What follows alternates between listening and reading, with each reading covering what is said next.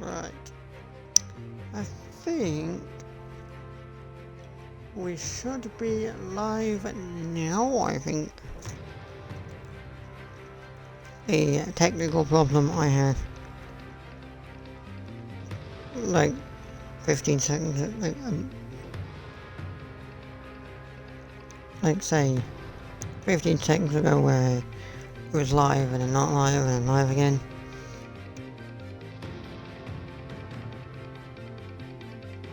We might fix that one, hopefully.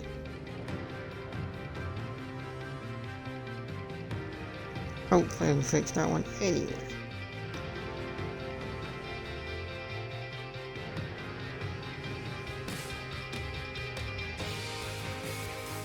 I mean, granted I never have, but we will see. But this, if you can tell, is F1 Manager 23, which has some new stuff in comparison to previous games. It's got race replay, which basically just lets you replay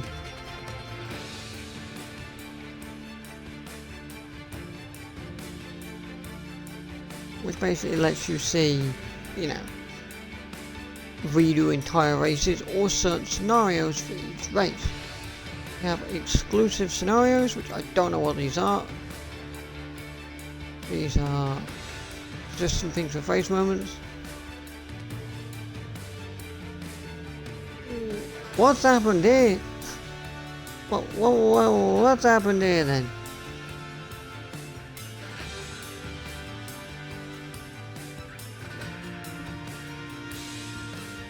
What on earth has happened here? I don't know what this race scenario is all about, but the Japanese Grand Prix race scenario. Pole sitter Yuki Tsunoda. What on earth has happened there? Oh, it's equal former Suzuka. Oh yeah, that makes sense. Yeah, that kind of makes sense. When I read the actual name of the scenario, that does kind of make sense. To be honest, that one kind of makes sense, to be honest. Equal form of Suzuka, yeah, that makes a bit more sense now, actually. Weather for ducks. Wah. Wah, wah. Equal form of Silverstone with a pole sitter of Logan Sargent. Alright then. A raging bull. What's this? 51 laps.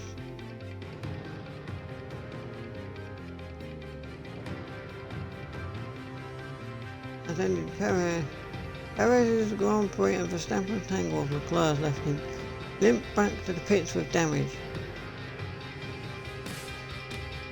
Okay, so that one's basically just go from the back of the grid to the front of the grid, which Max Verstappen does on a daily basis. No preparation. We jump straight into a race. Okay, fine, whatever. Frozen seafront. No matter. What? Rain in Bahrain? That's like the most unrealistic thing I've ever seen. That is like the most unrealistic thing you could ever see in the history of Formula 1. Rain in Bahrain.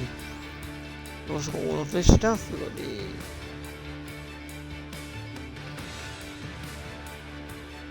we also have all of this stuff, which...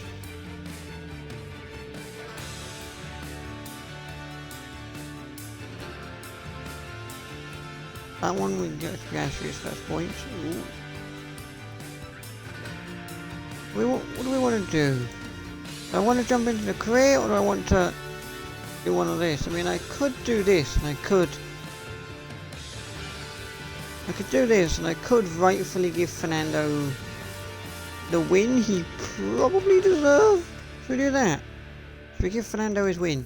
Let's see what's going on.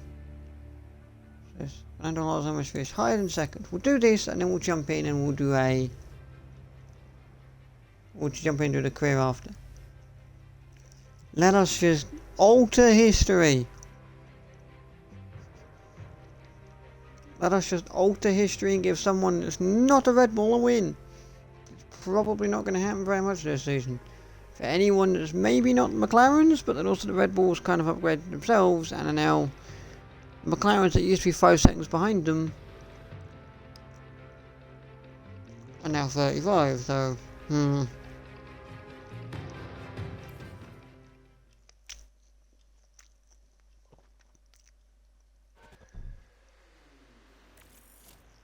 Fernando's gamble. Fernando must finish higher than second. At lap 54, the threat of rain has teams anxiously checking their weather radars. Alonso chases Stanton for their lead. The Spaniard on hard tyres, the Dutchman on worn mediums, both drivers need to make a fitness stop with the rain on the horizon. Timing will be crucial.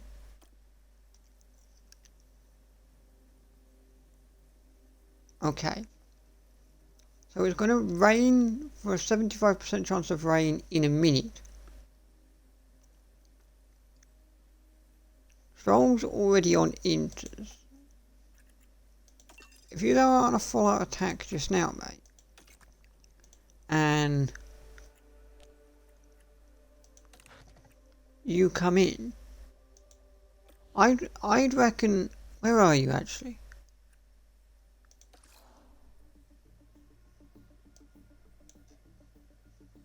Oh, I am select on Stroll, where are you? Okay, you're there.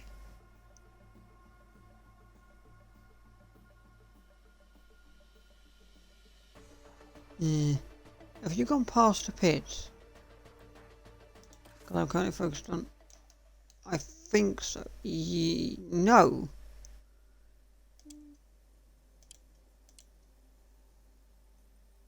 Okay, so you're currently there. So I reckon this is probably our best bet for doing. We could do that now. So if I bring you in now by making you slightly quicker... If you could just push on fuel a little and deploy some of that, we could. Yeah, we can make this work because he's just come out the tunnel.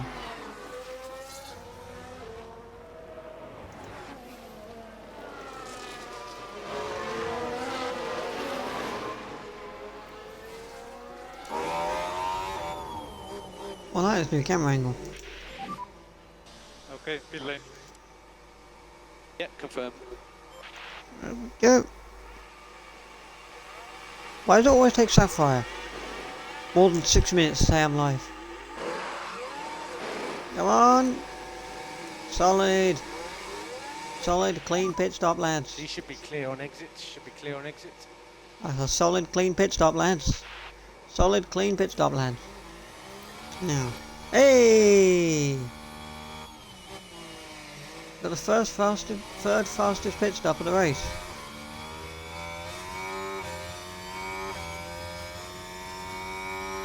Alright, so track condition has changed to damp. Big lift and coast now. Copy. Okay, so just go around the McLaren. Now, what's Max Verstappen doing? We've pitted immediately for those inters. He's still on the mediums, but he is 25 seconds up the road.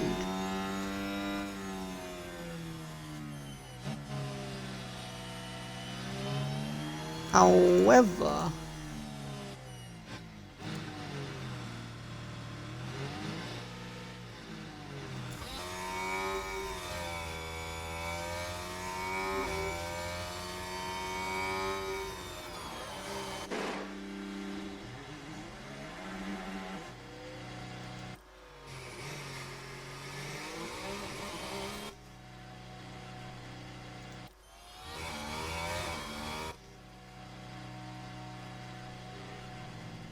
oh jeez, there we go.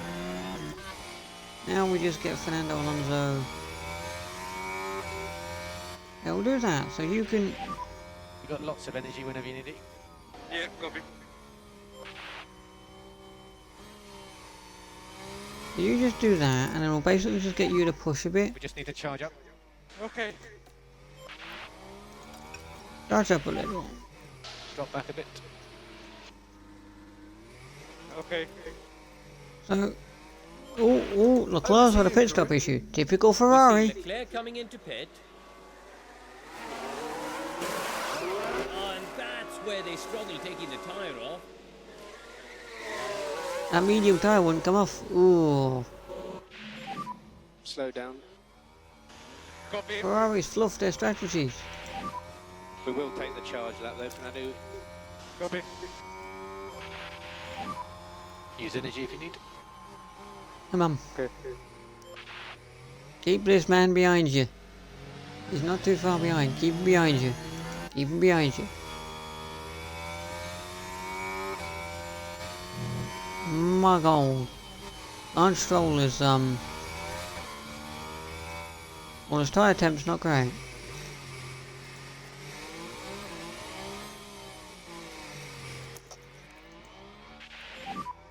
And you are free to use the energy when you want. Copy. And a bit of charging. Copy. There we go. Gonna get a bit of charge on that so you can. Also, defend approach. Always defend. Ideally we stay ahead of him. Yeah, there you go. So always make sure you're staying behind him. Always make sure you're staying behind Max. So keep him.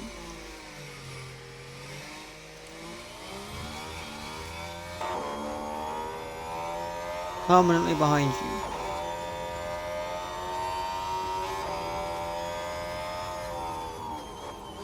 And once you get out of this corner, just do a little bit of a deploy. You can use your energy. Copy. Give it a bit of a push. Get him out your face.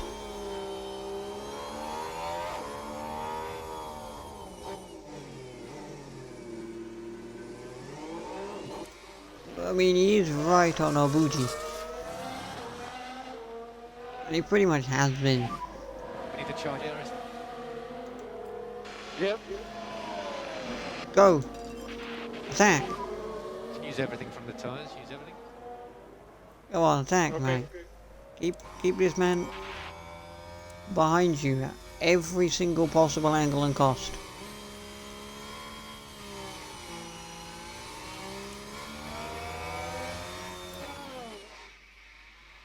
Make sure you keep him behind you. We don't want him overtaking you.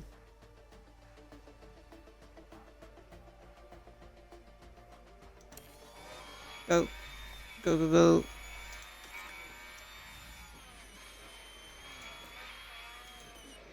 Overconfidence is high, apparently.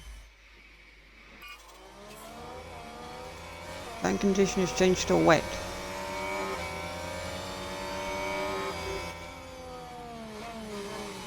Oh my lord. Get out the way, Max Verstappen. No energy. Yeah, okay. Top that up, please, Stroll. Not that I really care what you're doing, you can just do whatever, to be honest. Not that I really give a monkey's butt what you do, Stroll, you can just do whatever, I don't care. Because you're sitting in P15 anyway, you're miles behind anything.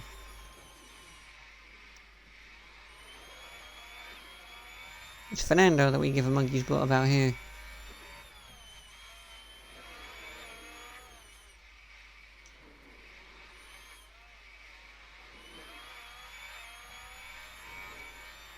Max is going for an overtake, and he's made it.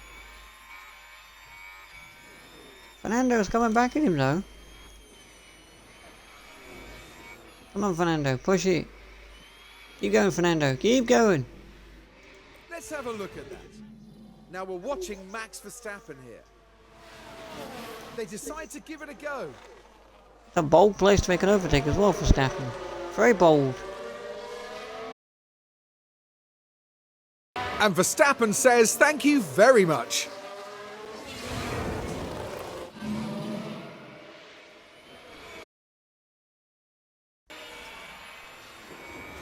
Let's take a look at the replay. Keep watching Alonso with this one. The opportunity begging to be taken. And we've got a new race leader. Heck yeah! Go on, Fernando. Go on, Fernando.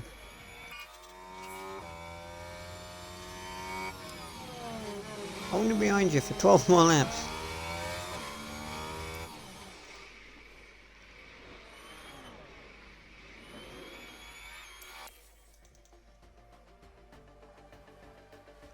Boom, boom, boom, boom, boom, boom, boom, boom, boom, boom, boom.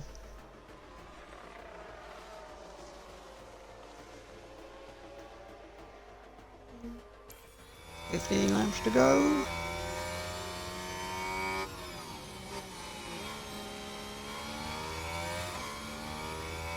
With 15 laps to go, Fernando is just in front still. And Max is still right on his bottom.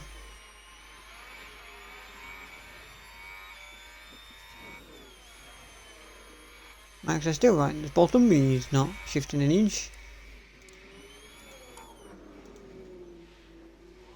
I do like his new visor cameras. Very nice. His new visor cameras were very nice. I like the new visor cameras, good.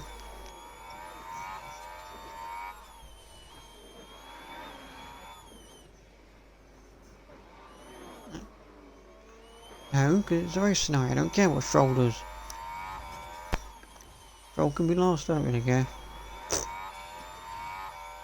If this was an actual race, I'd care more about Stroll, but it's not. It's a race scenario, so quite frankly I don't care where Stroll finishes.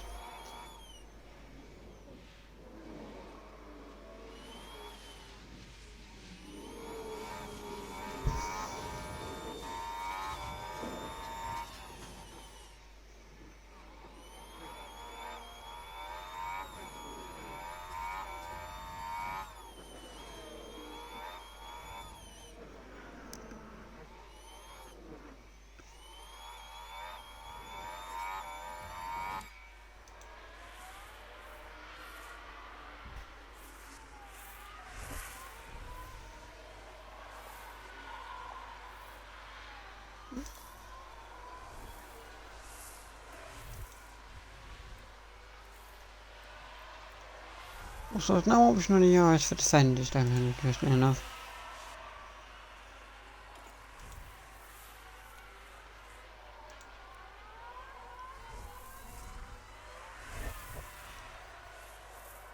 .8 seconds.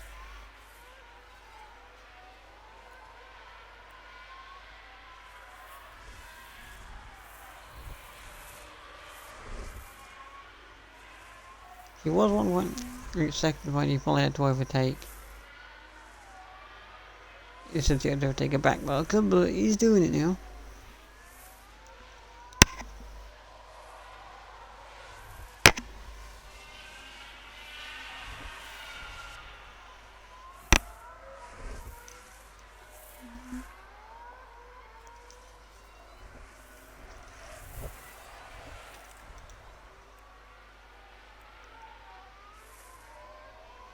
So far, Fernando is keeping his cool. 10 laps to go. 10 laps. Come on, Fernando. No. God damn it. Let's see what happened there. It's the God Red dang Bull it. drive. The gap opens up for them.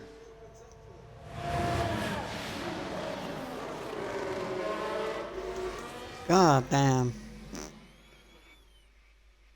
He's been bold and aggressive and he went for it. And now, because it's a Red Bull, it's just going to shoot off into distance and we're screwed. Come on, Fernando. Come on. Get him back, mate. Get him back. Get him back. Nah. Nah. Now, in typical Red Bull fashion, it shoots off into distance with no hope of overtaking.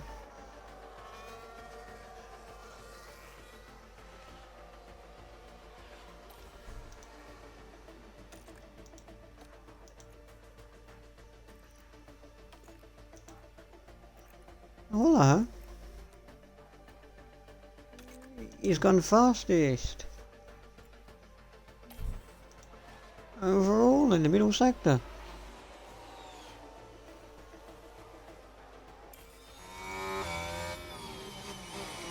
Come on. Push it, Fernando. Your overtaking credentials are high. You've got high overtake probability. Go. Use energy now. Yeah. Do everything you can, mate. No saving required. Yeah. Go. Go on, Fernando. Go on, Fernando. Go on, mate.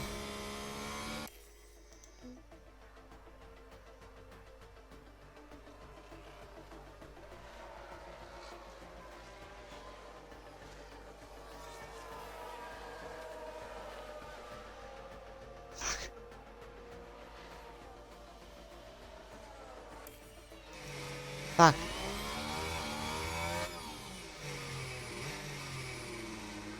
Absolutely go fuck yourself. Absolutely go fuck yourself. I failed the objective. Because I couldn't keep the Red Bull behind me. Now it's just naffed off into distance because it's a Red Bull.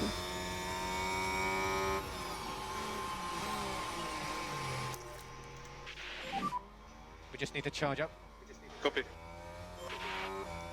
Charge up a little bit, please, Alonso. Thank you very much. And then on our last lap, we're really going to go for it and gun it down. You brought like 3 seconds back, so...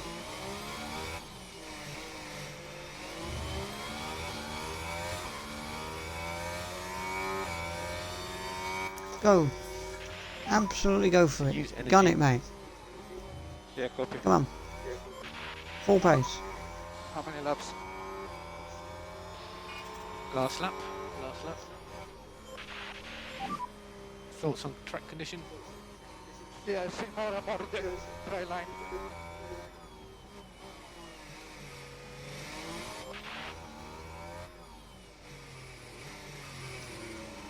Come on.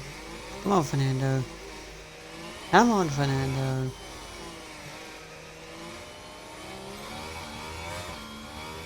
Get him. Get him. Get him, Fernando. Get him. Rain risk is receding. Okay. Go on, Fernando. Get this man.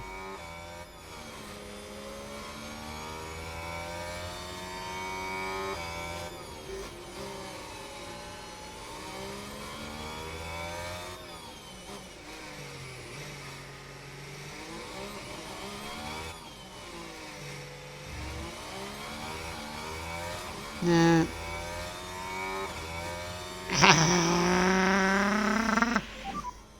Checker flag is now. Max Verstappen over the finish line and today's winner. And there's the checkered flag. Max Verstappen is our winner.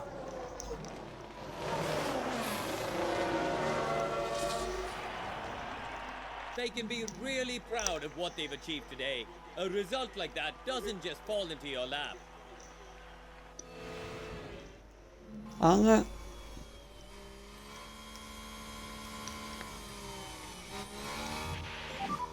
That's checker flag, checker flag.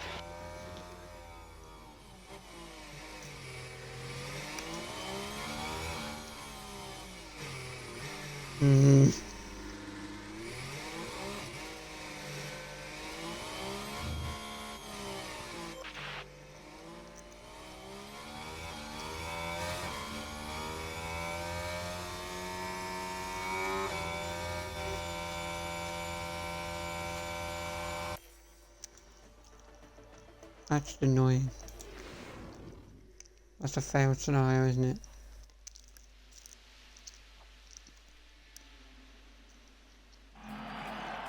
Now, didn't Fernando Alonso look really great out there today? Definitely a well-deserved podium. You've got to say their race strategy was very good indeed. That makes it all worth it, doesn't it? Seeing your team ready to share the celebrations. And that man up there is certainly no stranger to an F1 podium. Always great to see Fernando in the top three.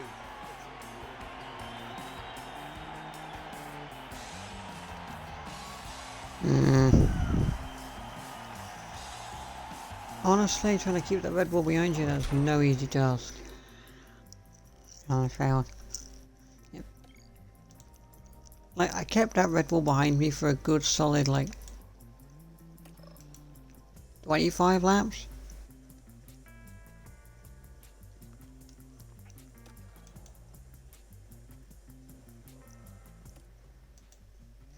I kept that Red Bull behind me for a good solid, like, 20 odd laps.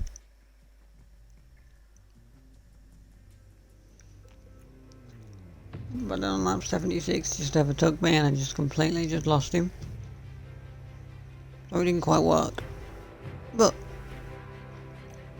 we'll do. Formula One, We'll jump in. pinnacle of motorsport. With We'll do a global career now. audience and drama to match, all the attention is now on race circuits around the world, waiting for the start of the fastest show on Earth.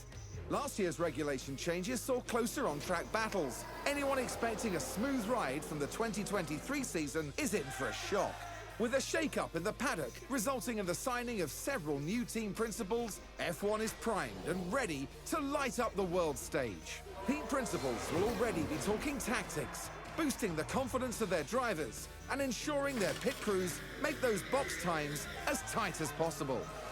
With a new era of racing now well underway, more teams than ever will be vying for points, podiums, and a chance at the championship.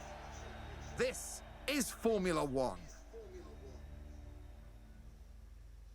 Juice. Red Bull took the F1 world by storm in 2022, defending their Drivers' Championship title and bringing home the Constructors' Championship for the first time since 2013. The new season will see the continuation of Dream Team, Max Verstappen and Sergio Perez. They're flying high on the back of their success, but they can't afford to rest on their laurels if they want to dominate 2023 in the way they did last year. Well, they're dominating it even more this year than they were last year. At least last year the Ferraris to fight, now they've just got nobody. On paper, Ferrari had a stellar season in 2022, taking home second place in both the Drivers' and Constructors' Championships. But some high-profile errors marred their year, and second place felt like a poor consolation prize to what really could have been. Returning in 2023 with drivers Charles Leclerc and Carlos Sainz, and a new team principal at the helm, they need to fix those past mistakes to be in with a chance of claiming that top spot.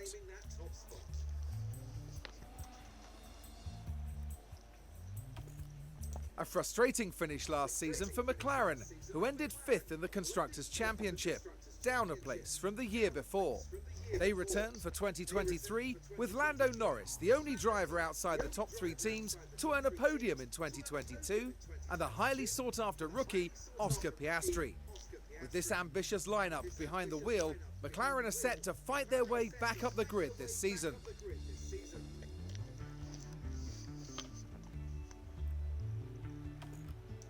Alfa Romeo showed off their fighting spirit in 2022, battling their way to 6th in the Constructors' Championship, with an all-new driver pairing of Valtteri Bottas and Zhou Guanyu. The pair have proven they've got what it takes, and in 2023, they'll be returning to the track and looking to push their way back up the grid. The Hinville team begin the new season expecting to face tough competition from those battling it out in a very tight midfield.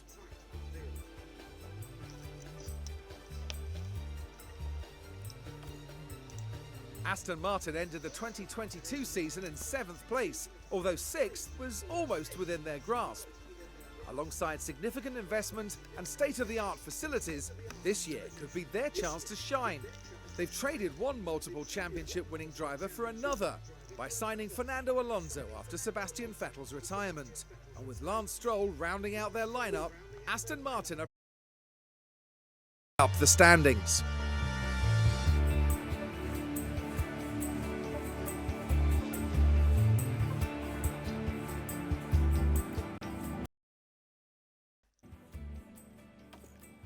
Haas finished last season 8th in the Constructors' Championship, an improvement over past years, but still far from desired.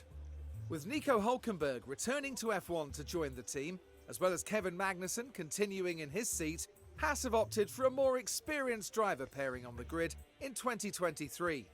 With the team's trademark perseverance, they'll be eager to convert that experience and passion into valuable points.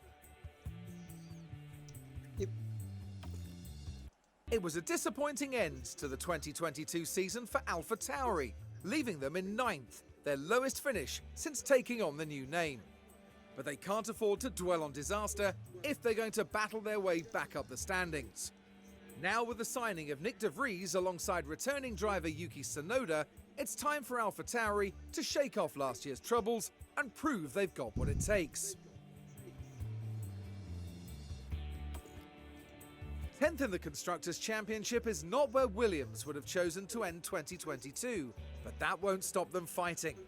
Debutant Logan Sargent joins for the new season after a stellar F2 performance, driving alongside his more experienced teammate Alex Albon. With the right leadership, the team is set to come out swinging in 2023.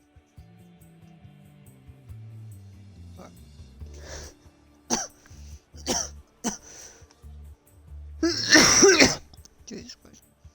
Which is set up. I completely didn't click on Berks or the Alpines. 2022 was a tough year for Mercedes. We just do that. Taking home 3rd in the Okay. Constructors' Championship, they broke their 8-year winning streak, and although they eventually made up for an early slow start, it was too little, too late.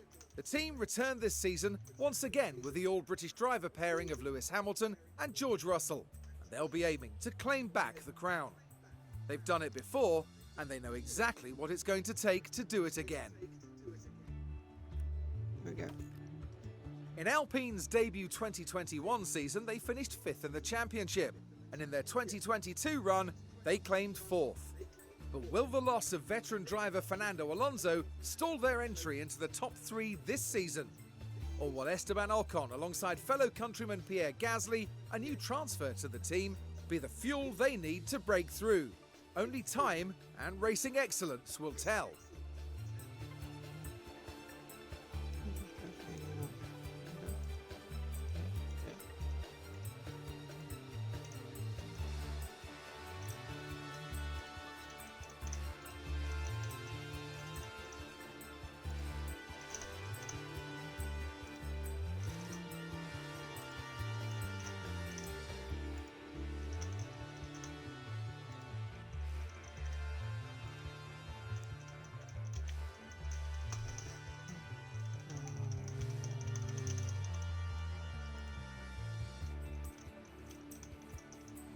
There we go.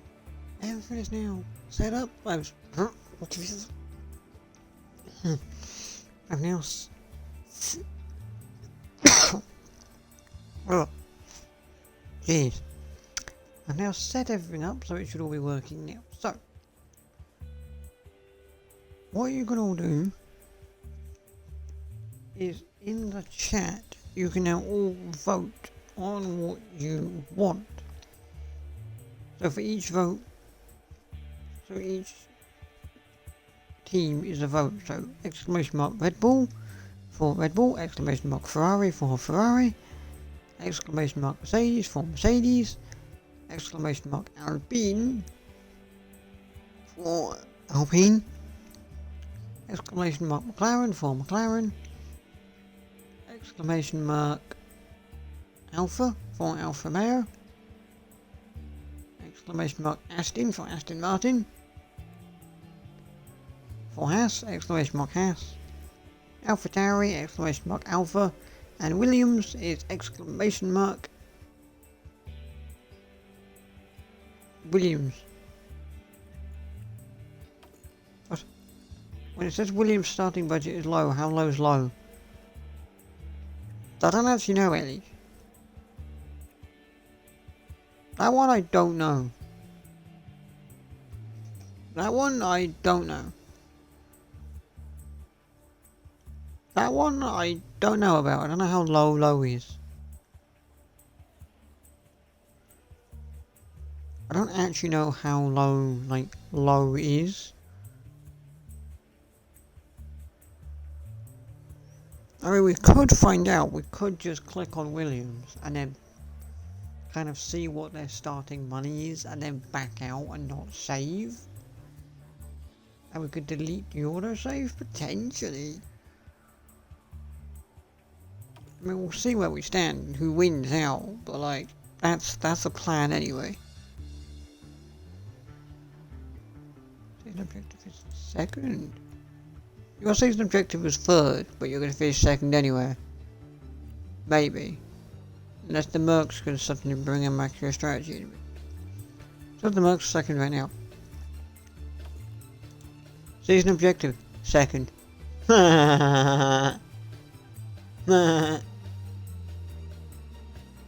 the McLaren a few races and it'll be higher on the constructor standings than the Ferrari will be. Which is a right contrast to last season, isn't it? Anyway, I'm going to take a quick bio break and we'll come back and hopefully that should be ended. We'll have ended. See what kind of one and what team we're actually going to use. So about a moment.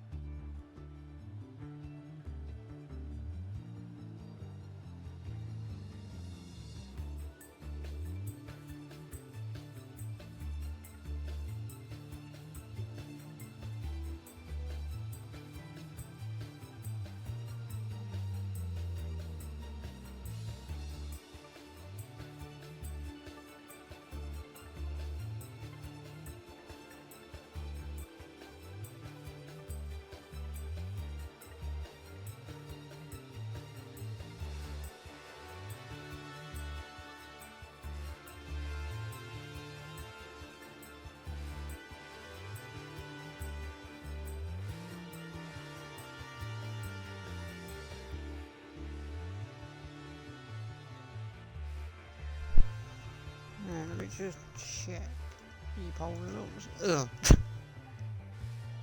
Mercedes 50%. 50 is like pretty much tied on Mercedes and Williams. So what we're gonna do is we might check the money aspect for both teams potentially. So we're saying let's go in for first time manager. No, or could be returning manager.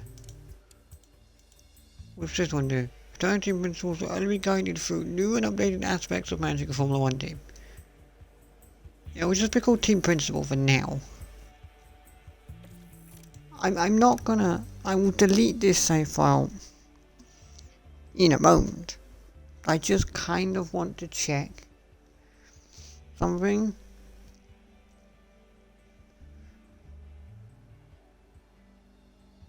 Because Ailey just pointed out earlier, money for Williams, right? What's the difference? I'm Audrey, one of the team engineers. I'll be on hand to Hi. help as you refamiliarize yourself with how things work and show you what's new. Okay, We're so very just 19 million, you know. 19 million, you know. Right. Quit the main menu. So 19 million, you know. For a low starting budget, 19 million is nothing to be sneezed at.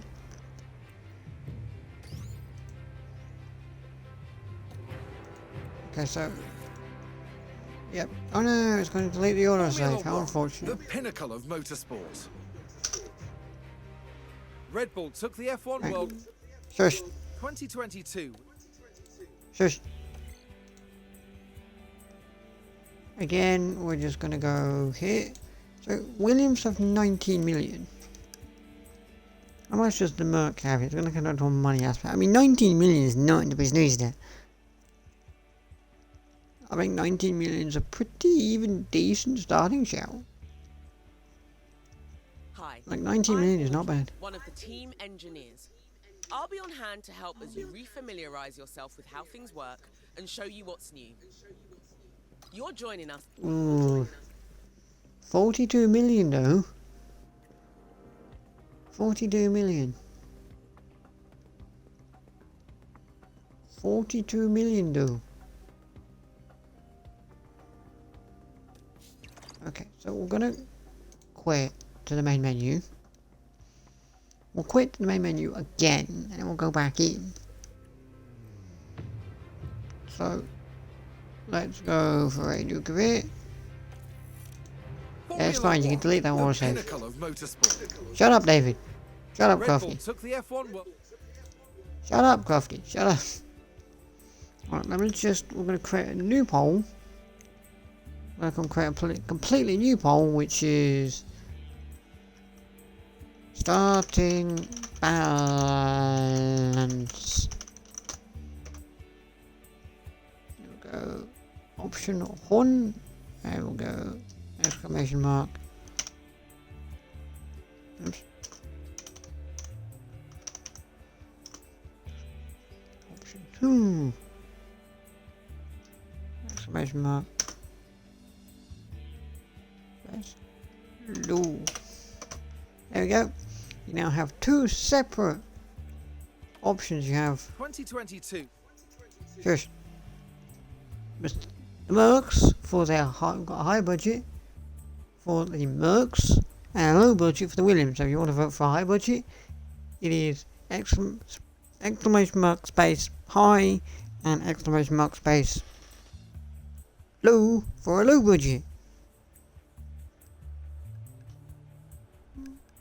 And we shall see kind of just what wins out really.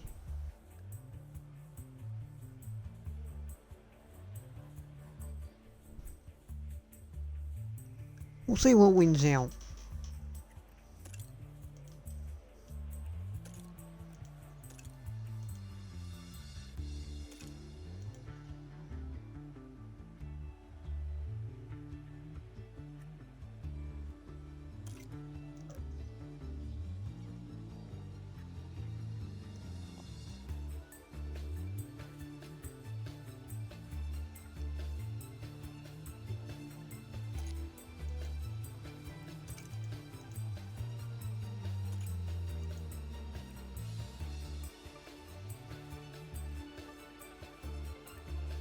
Oh, the high budget just seems to have slightly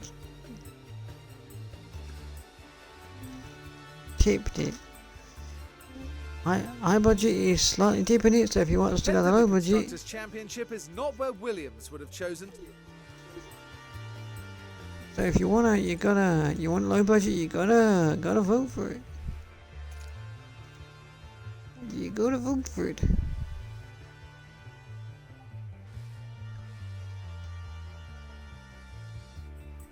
You're gonna have to get voted for it. You have to get voted for it. In Alpine's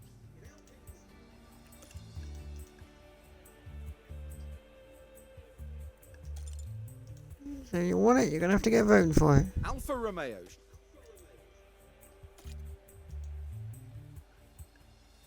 You're gonna have to get voted for it. Aston Martin ended the 2022 season. Haas finished. It was a disappointing end to the 20. On paper, a frustrating finish last season. So who's looking likely? So far, I mean, the poll's got a minute left on it, but so far, High is clinching it.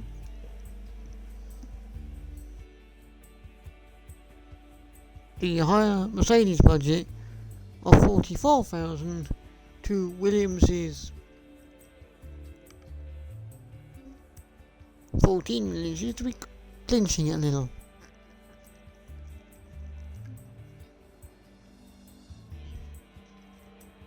That seems to be the case.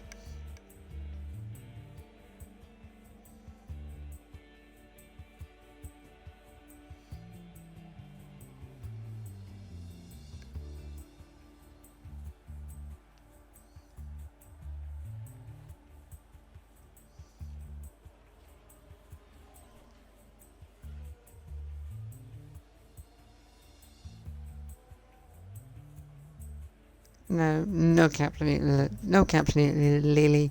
No caps. All lowercase. Both of them are all lowercase.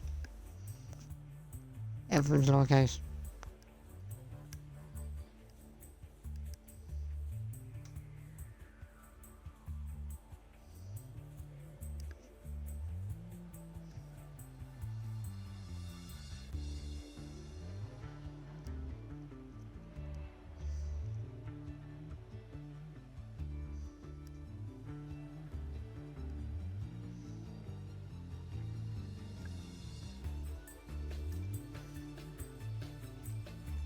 Oof.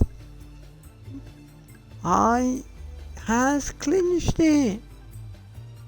I has clinched it. Only by one vote, mind you.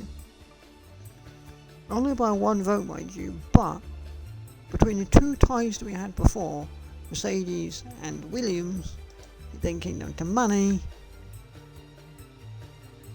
And the high budget of the Williams, the low budget of the Williams and the high budget of the Mercedes.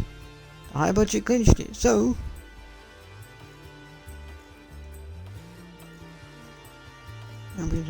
medium, low, high, medium, low.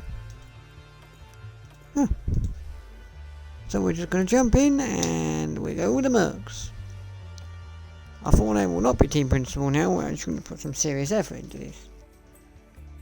Our name will not be Team Principal no more. We're actually going to put some effort into this now. Our name will be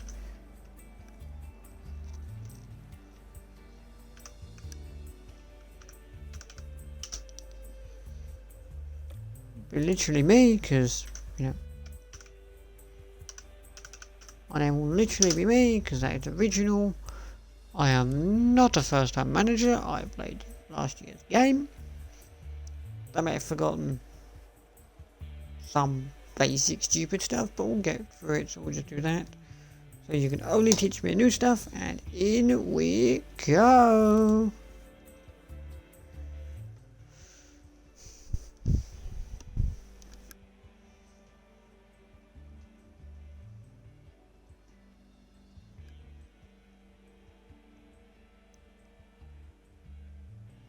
Hi, I'm Audrey, one of the team engineers.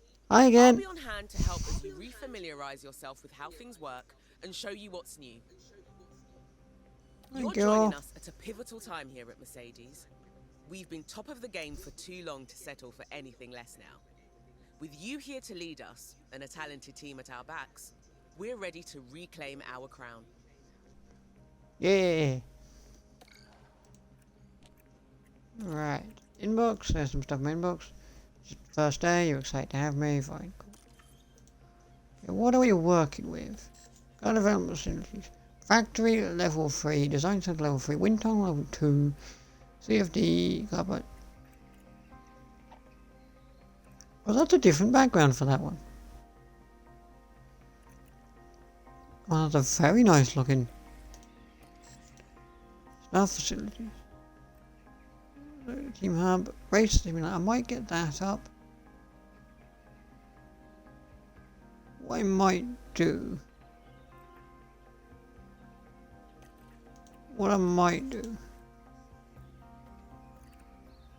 We haven't built a tour centre yet. Okay then.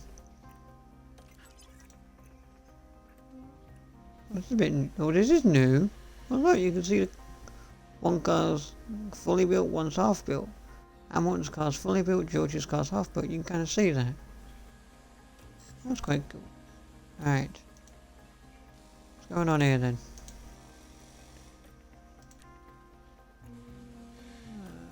Let's do this. All research.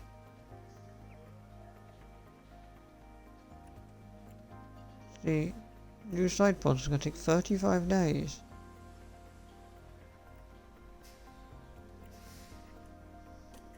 Let's get some new side pods on the go.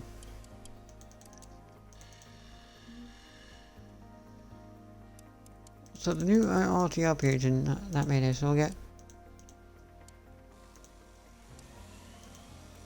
1.5 and we'll go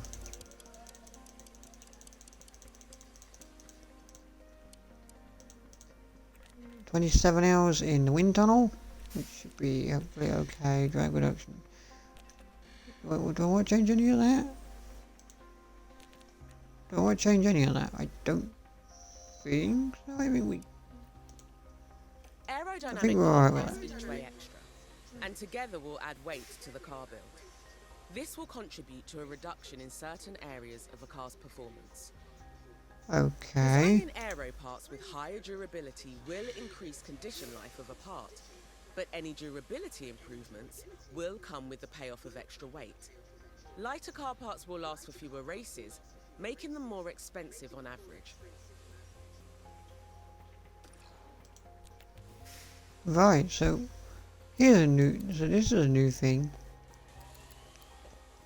So I can either completely lose, so I can completely lose all the weight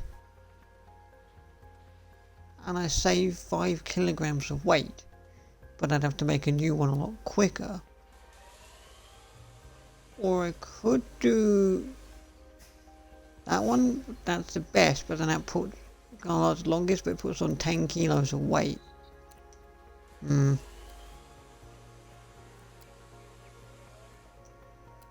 that's 5 to 9 races, that's 6 to 11. What's the last one I've been? 3 to 6. I mean, we have the money to make another one, but do I want to just keep manufacturing new parts? I mean, the thing is, once I have the part, I can just keep manufacturing new bits of it. And if need be, I could rush it out the door. So I could just make it as light as humanly possible. But I don't know if I want to do that. I could do that, like I could make it as light as humanly possible. And then just keep making it and costing, Do I want to, though, is the question. Because although I can do it, I don't know if I want to do that. Like, I can do that, but I don't know if I want to do that.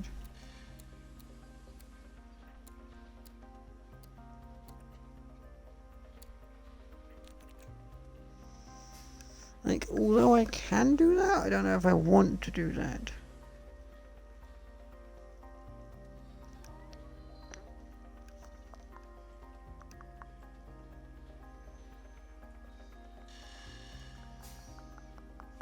Do I want to do that is the question.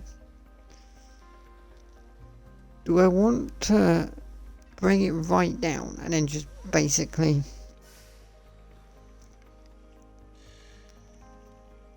aimlessly fork out the money to buy a new part every, what was it? 3 to 6 races? Do I want to do that? I mean, it's the lightest, but it is going to last the shortest. It's going to be like 3 to 6 races. Do I want to do that?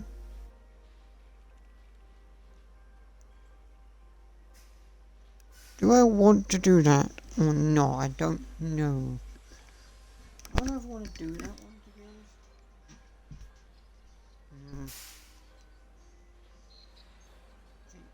I don't know if I want to do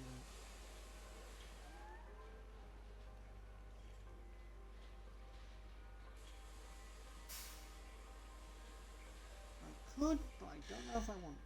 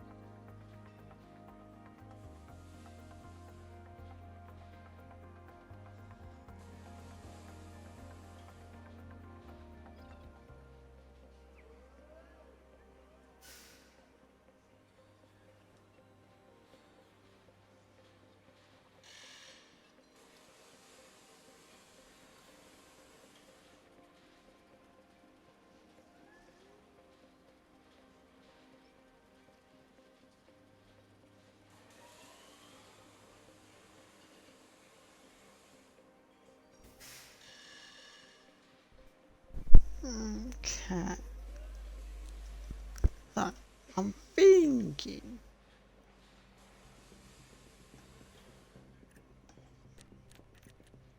What I'm thinking is. I think it's maybe there's a good point. So we're still gonna lose weight, but it's gonna last a bit longer, maybe. Maybe? I don't know.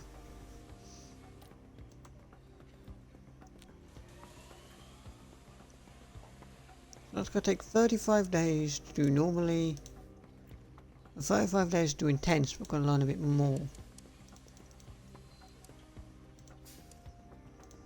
We'll put 4 on that. Yep, 4 on our new side pods. Let's design another new car part. We'll design a new chassis.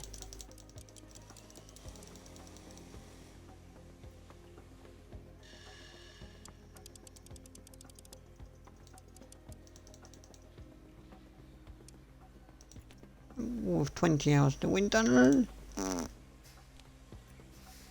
Again, I'll bring this down to about there.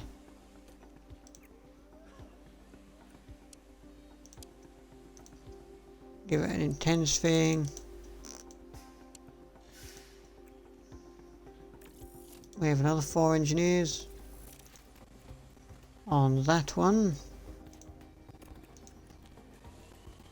And we'll get a new rear wing that will just kind of use up our remaining CFD and wind tunnel hours. I'll drop that down. That's only going to have 3 kg of weight. I'll drop that one to the 5. Oh jeez. I'll drop that. Yeah. I'll drop that down to 2.4.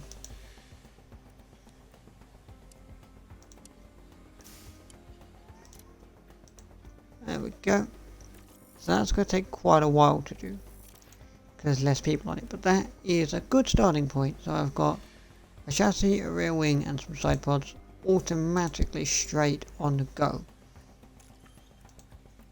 We'll also spend a bit of money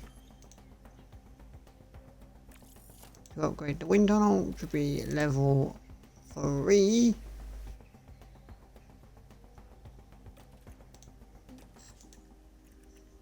We don't need any of this.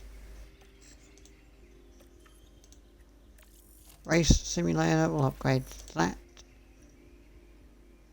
which makes our drivers a little bit better. Car development facilities.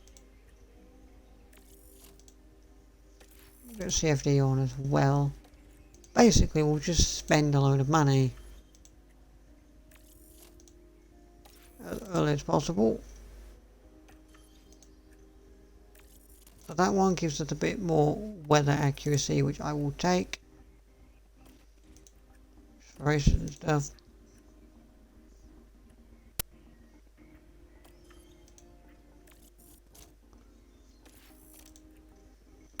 So there we go.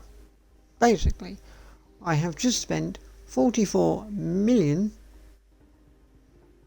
I basically just spent 44 million almost immediately on car parts and life upgrades. So if we go to the calendar now, you see this is when pre-season testing ends and this is where the season starts. But you can kind of see how much money I typically spend, because our race simulator will be done then.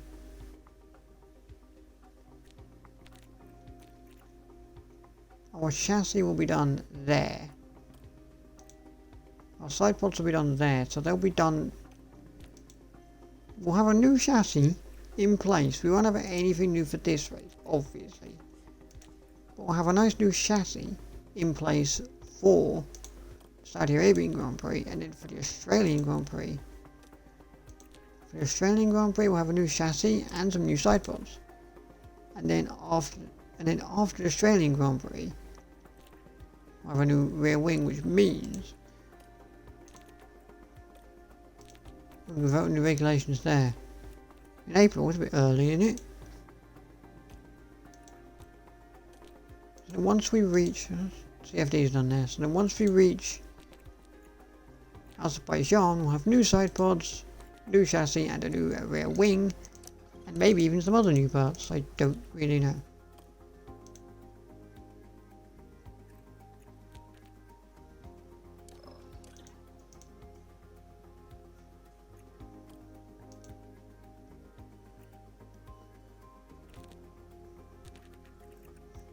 So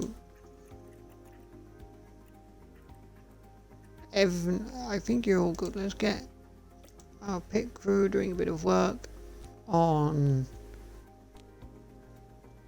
staff development.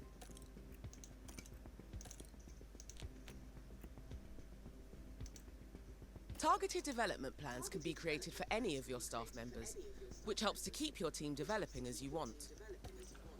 Okay, cool. So, If you want to direct your staff to focus on specific areas of their development, you can do so here. Ron Meadows, what? Staff development rate. Each driver on a team has a development rate, which demonstrates their potential to improve and grow into the role as the team progresses. Older drivers may experience attribute deterioration. The better they perform, the longer they'll be able to resist this degradation. Staff members grow through development focus to guide their training. The staff member will only improve attributes associated with a selected development focus. Okay. There are additional contributors to both driver and staff development. For all staff and drivers, their current morale and impact development for drivers, affinity with their paired race engineer will have an effect. Okay. So, what are you all about? You're all about your training, aptitude. Can maybe do a bit more higher communication technique for a while, so we'll do that for you.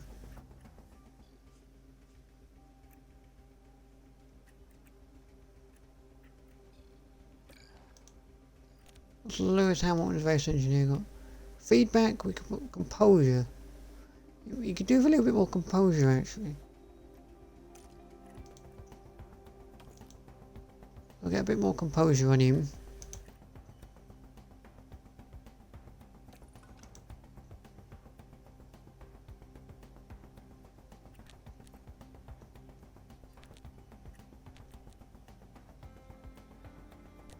Marcus, you could also probably do, get you on a bit of that as well.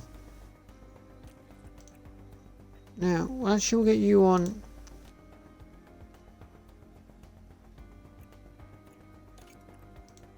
Car analysis, mate.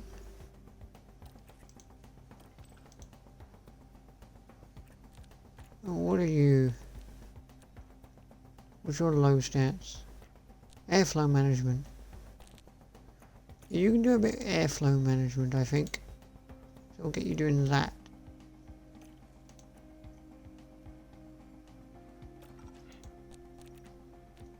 What are you? Your chassis is a bit low. So if you could work on that, that would be very helpful. Our pit crew.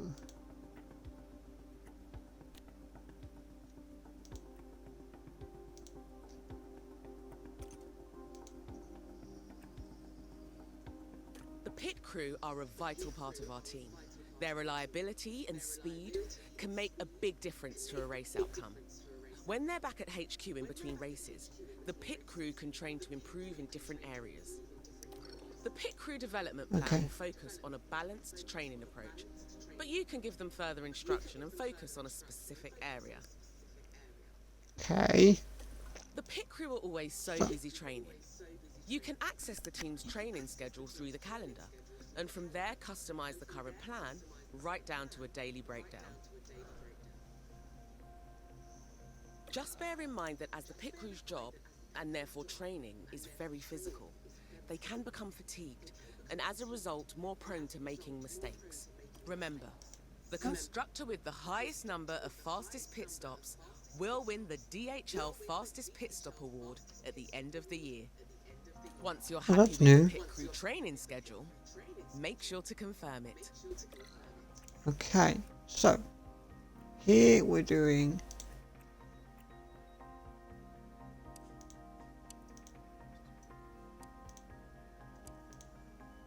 we'll get a bit more wheel gun training there, and we'll get a bit of jackage. So you use the wheel gun on the morning of Monday. Monday morning you'll use the wheel gun. So Monday morning you'll learn how to use the wheel gun and take stuff on and off the car, and then you use a bit of jackage there. There you can learn how to take your used tyres off a little bit quicker and put new tyres on.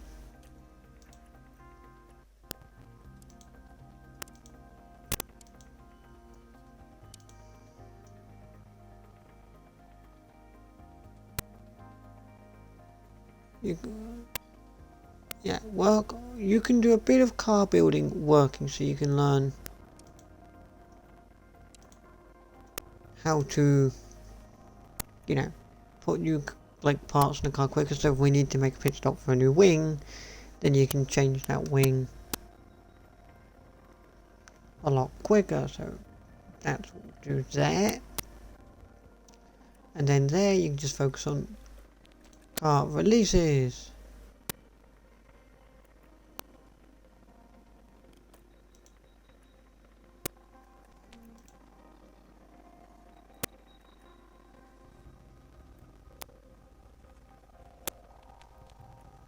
Okay. So I might... Yeah, we'll do car building in the morning on Saturday. And then...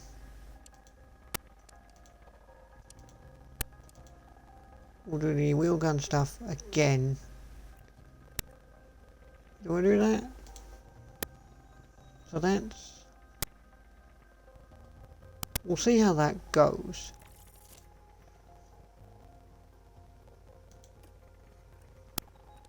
We'll see how that goes over the course of the week. How's all our stuff looking? Pretty good. Now, is there any technical chiefs higher than what we have? Or do we have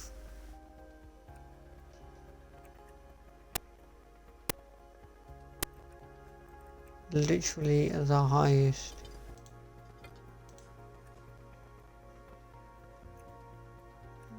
No, there is. That's the hired staff. There is you. You are open to negotiation. You are a Red Bull. So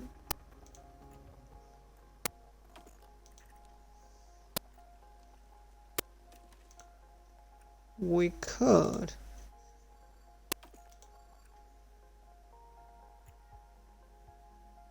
get some detailed scouting on you.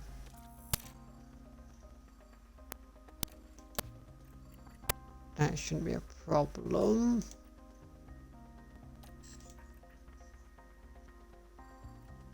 Okay, so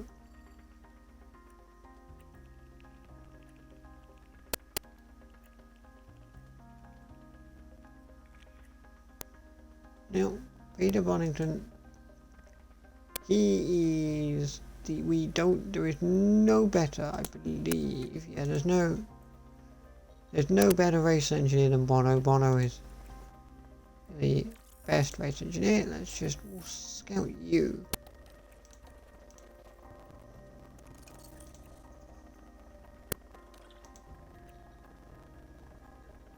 $521 weeks. Lil. 6 weeks? What do you mean 6 weeks?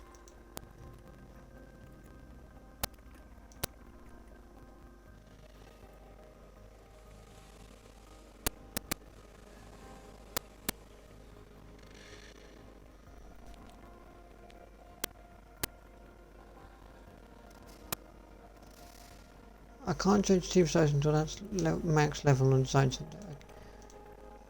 So, everything seems to be fine. Let's check the cost cap. We have 89 million left to spend. So, we have 110,000 left in our cost cap, and it's projected that if we continue to spend the way we just spent today, then we will have 89,000 left over by the end of the season. So that's not too bad actually. Get some race preparations on the go. What do we think? Reach Q2, I think that's a guarantee. I'll put one driver to get into Q3 because I think that's plausible. Fastest lap, that's not plausible. I'm not going to bother with that. I'm not going to bother with fastest lap because that is a complete waste of time.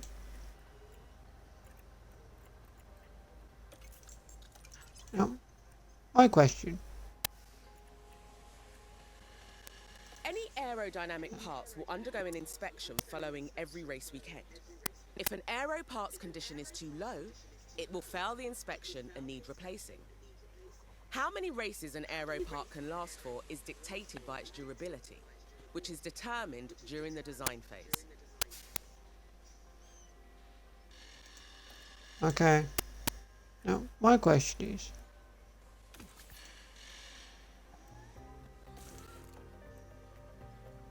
aha! Much like last year's game, we do actually start with brand new suspension. Okay, we do actually start.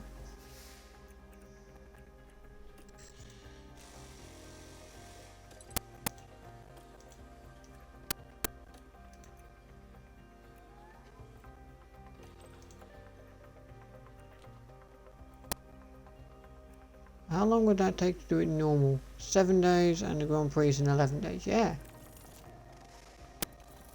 No, we'll get one actually. We'll get... Oh, I like that. See, last year you used to be able to spend the money if you didn't have it. Now it just kind of prevents you. Yeah, we'll cancel that project for now. We'll just kind of go forward a few days and get some money. So we do get a new suspension. Much like last year's game, we do get that new suspension on board immediately.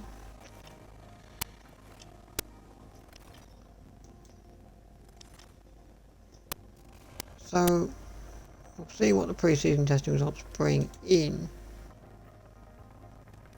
Low stock on the suspension. Yes, okay. New staff, sponsor.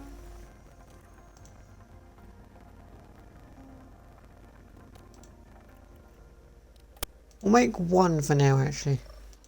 And just hope nobody breaks it. Emergency. So I could make it an emergency format, but nah.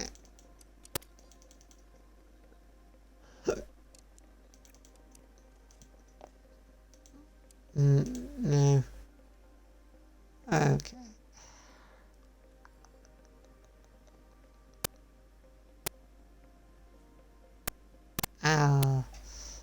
That's gonna take how long is that gonna take to be done? Completion date 11 days.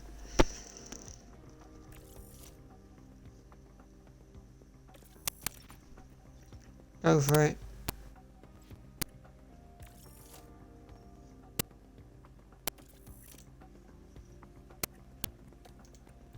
Actually. So there we go.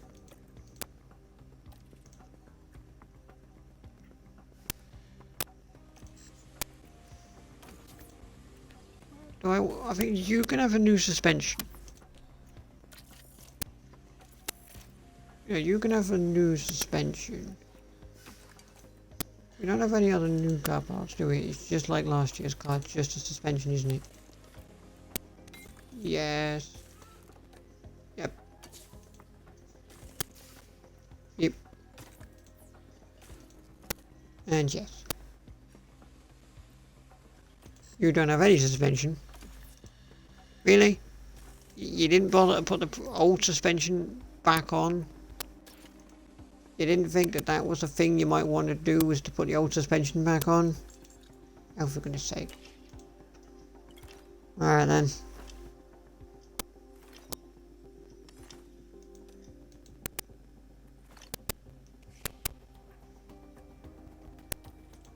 Right, how's that? Driver development update. How our drivers have been developing during the past month. Go to drivers. The morale is okay, but not great. Contract will expire in less than a year.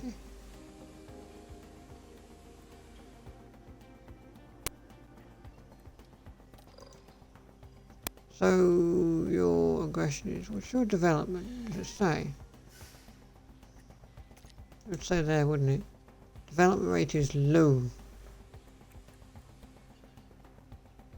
Yeah, could you actually focus on like wheel-to-wheel battling as well? You focus on wheel-to-wheel battling, and what's your development? It's average.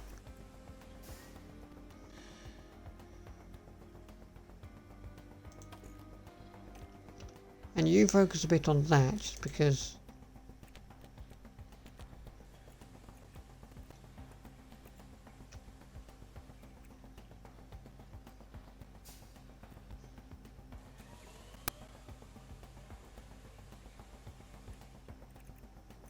what do I think to this strategy? You know what? That actually kind of fits out all right, I feel. And then you have Tuesday, Wednesday, Thursday off. Yeah, I quite like that strategy.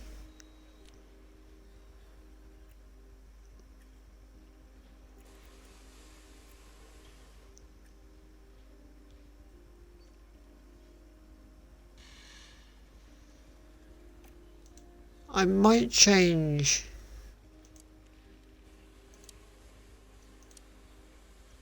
just a little bit there so you can learn how to use the wheel gun just before the Saudi Arabian Grand Prix. And just before we go into this, the final thing before the Australian Grand Prix.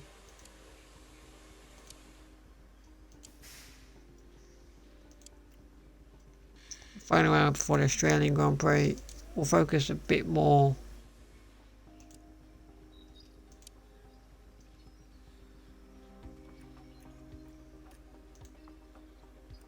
because we'll focus a little bit more on that.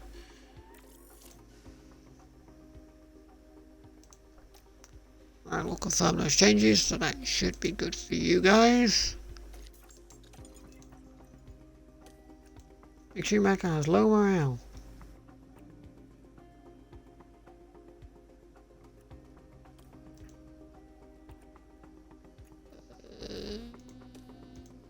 Post Bahrain testing results, fine. Do I not get anything about... Right, let me just check.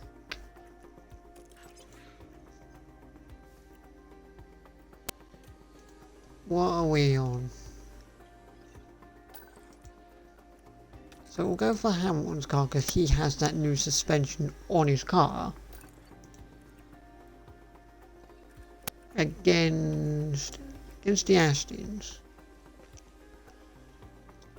But the look at outperforming the Astons a bit on most. The Aston does have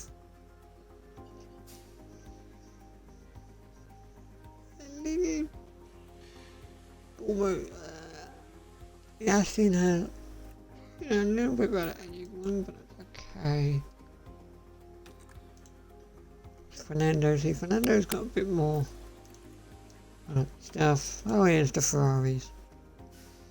We are doing better than the Ferraris, interestingly, of Carlos Sainz. So we're doing better than the Ferraris there. Red Bulls. We seem to be doing better than the Red Bulls. We seem to have a higher top speed than the Red Bull, which is interesting. But I don't think that's accounting for possibly any early on upgrades. Because the Red Bulls might not have brought in their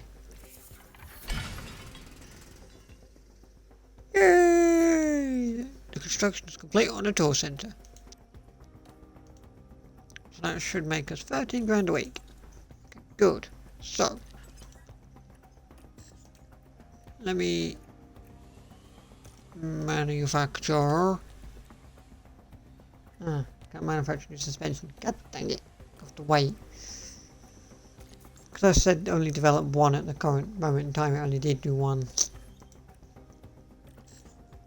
Can I upgrade that immediately? I could upgrade that immediately for more money. Now the question is, what does that bring in? That would bring in more morale to staff and drivers. But that brings in 13k extra. What does that bring in? More sponsor payout. What does that bring in? That brings in team effectiveness. That just raises the board's confidence. We don't need to do that stuff. Facilities. Team hub. I could upgrade that. I've got, is that 5 million I've got? I could upgrade that and have more morale to the staff and to the drivers. There we go. So how long is that going to take to be done? That'll be done in 35 days.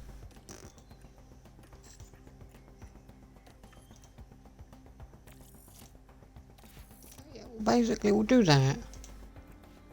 That just gives a bit more morale money. We are...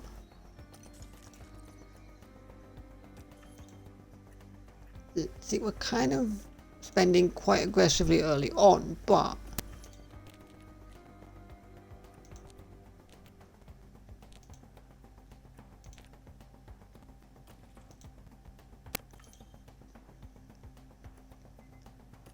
see, I think we're spending pretty hefty amounts of money early on, but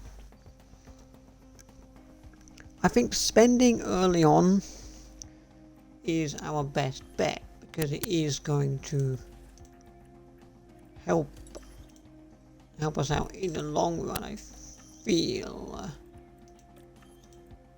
Can't upgrade that. Can I upgrade that now? And for level 4 factory, 14.4 million. So I do think it's a bit, you know, kind of. We'll do that as well, just for a bit more money coming in per week.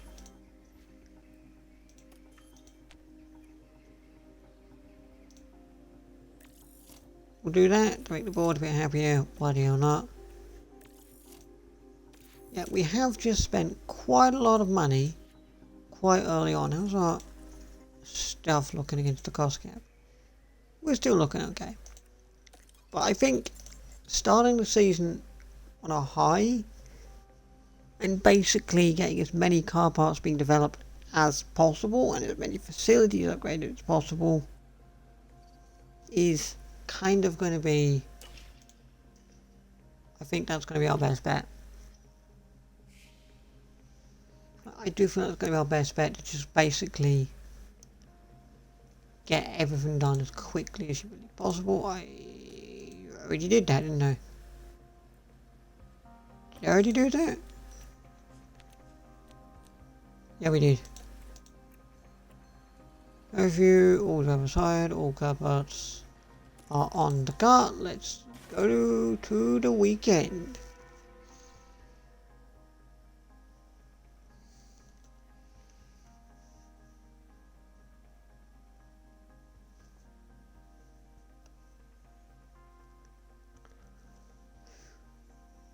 Let us go in to the weekend.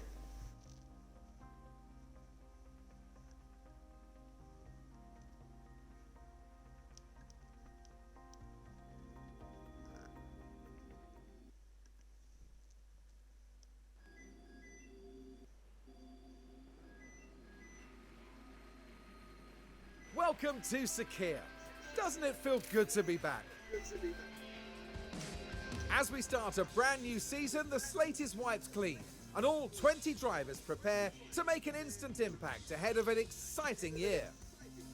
Bahrain is known for high tyre degradation, as the asphalt here is so abrasive. The drivers are facing many low to medium speed corners, and any heavy braking will inevitably take its toll on the tyres. Williams are taking a gamble this weekend on a new driver, but you have to ask, will it pay off? So, without further ado, let's get started. I've got to say, Logan Sargent looked pretty good. Graphically, this game's a bit better because Logan Sargent looked pretty dang good. I like Logan Sargent looked pretty dang good, so I think in terms of graphics quality, massive improvement.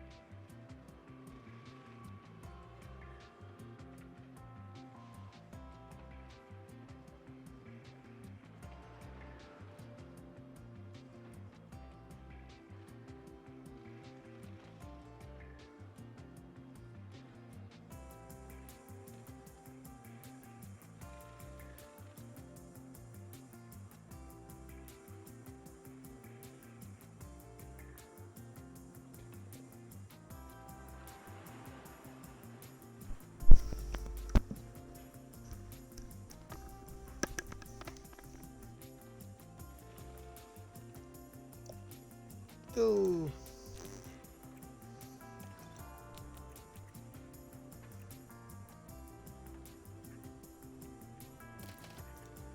Yeah, we'll start on the hards for you. You can do some practice on the hards. You can do some practice on the softs.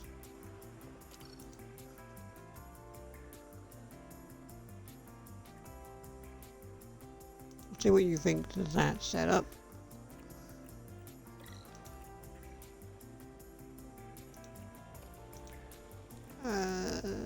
Go. We'll just go for that. Oh, this is different. Bit different, kind of got a new style.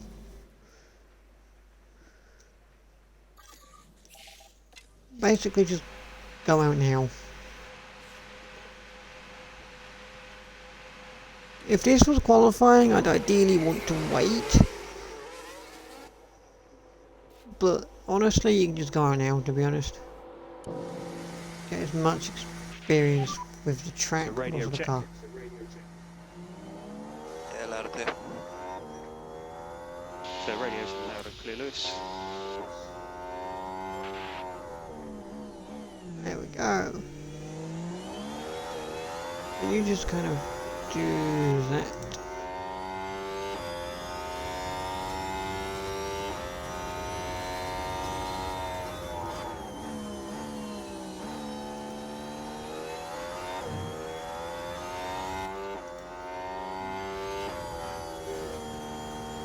So we're just trying to get these two going. See what they think of their setups. Oh, it's in, oh, it's a colour map. Something that EA and Codemasters haven't quite mastered yet. Their map's still black and white.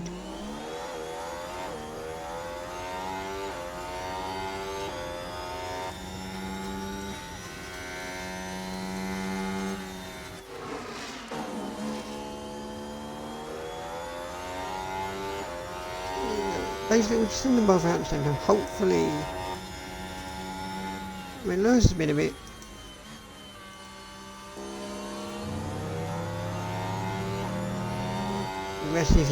aggressive. Yeah, Gasly's out. Basically, send them out immediately. We let them get as much track acclimatization, but also not just track acclimatization. Give them a couple of loads, but also kind of just see what they think of their setups as well.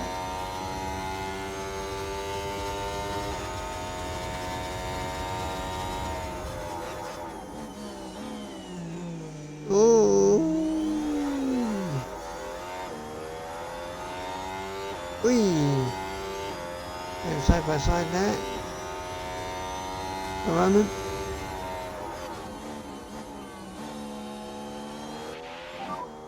They are struggling to keep the car on the road.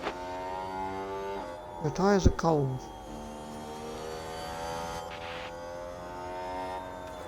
Okay, well, in that case, let's just attack them a little. Push now. Coming. You just attack your tyres a little bit. That might warm them up a little, potentially.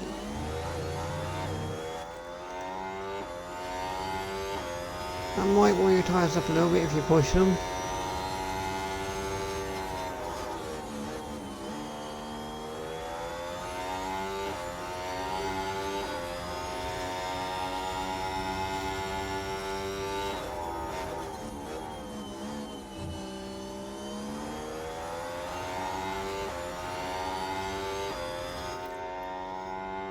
Maybe if you push those tyres to get a bit warmer, potentially.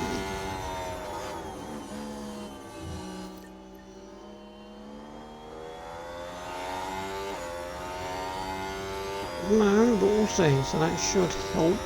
Your tyres should get...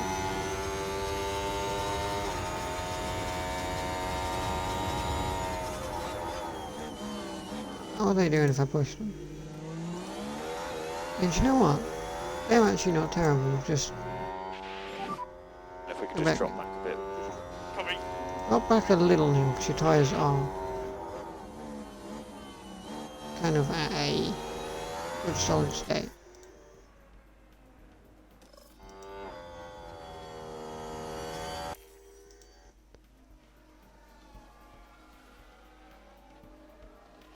Slower and slower. But yeah, Gasly's going quicker than us in an Alpine. That's concerning.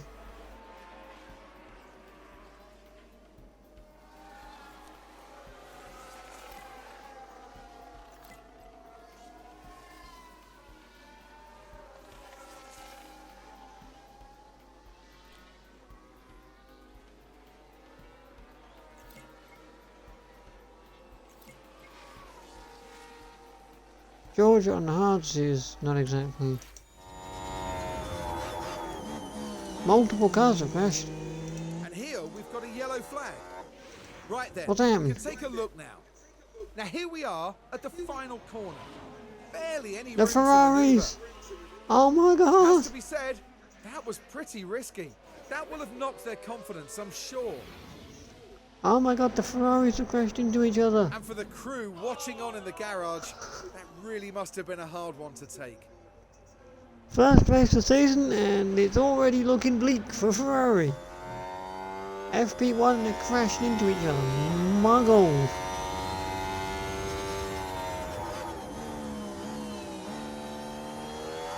It's looking bleak already. Things are looking bleak already for the Ferraris. Jeez, it looks bleak. One race in and the Ferraris have crashed.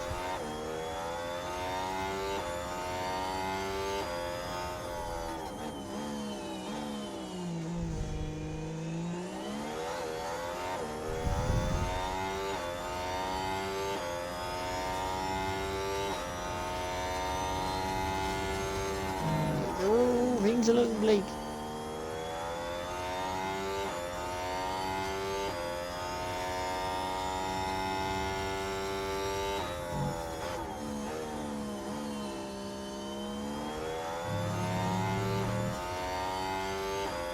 Things are looking pretty bleak over there. Ye old Ferrari land. Give us a balance check when you can. Balance check. Have got drivability issues, mate. Yeah, copy Lewis. Right, every issue. So, in you come, please. We'll get that fixed up for you. In you come, please, mate. We'll get that fixed up for you.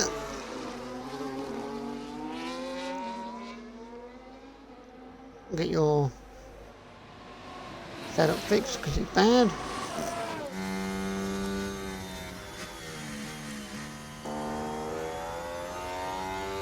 I do like the fact that Visor came actually like a lower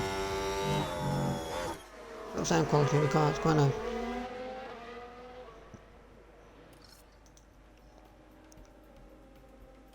Alonso goes quicker than us. Alright then. That's kind of what we expected to be fighting the Aston this season anyway.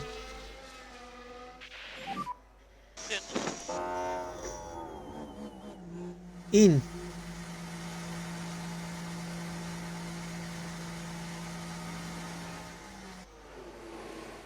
There we go. In you come. Thank you. Right. So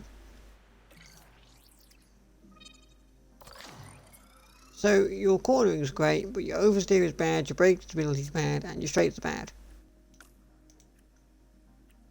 Run lane 15 laps. Yep, go for that.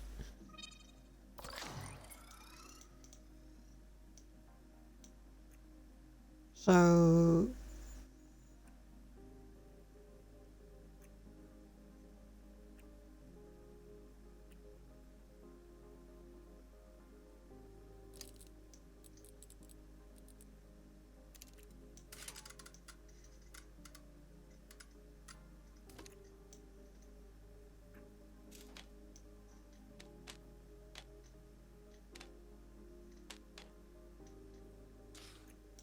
rear wheel angle, front wing angle.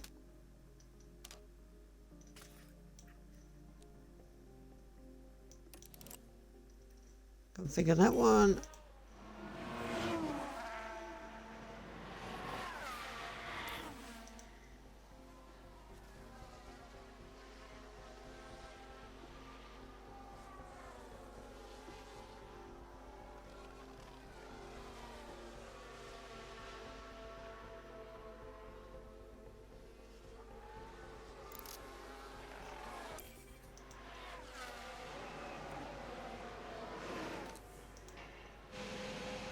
There you go, please get some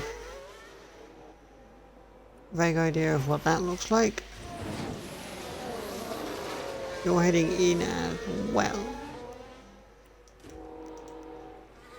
I completely forgot to change your tyres over. Well, you're gonna scrub set of softs then. Although they're not too bad. If you just push for a little, just to warm them up a little. Push. Understood. Alright, you're coming in. George is coming in.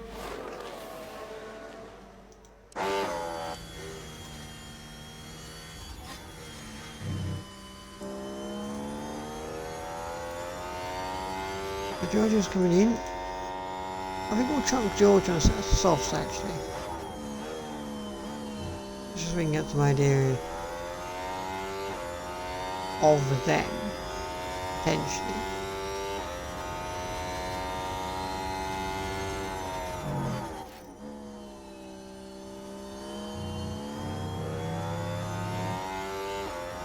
Spin a spin. There's a yellow flag now. Oh, Yuki spinning. Spinning Yuki.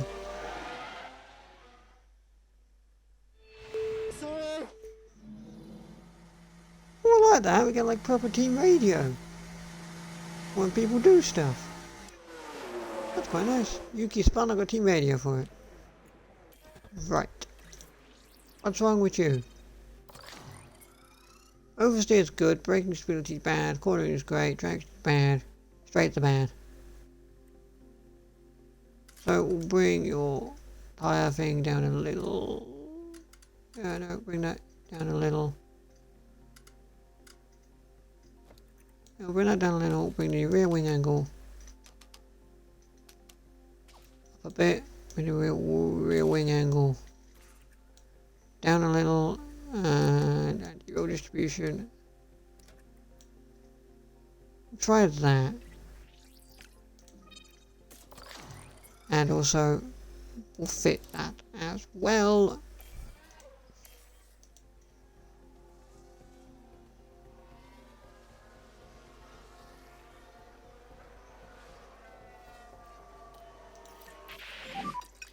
Those temps are getting high. Okay. Oops. I realised I completely forgot I was pushing you. I forgot I was pushing Hamilton just to warm his tyres up. I got too focused on George's setup. Alright. If you could just push, please. We to start reducing that management. Push for one lap, just kind of make sure those tyres are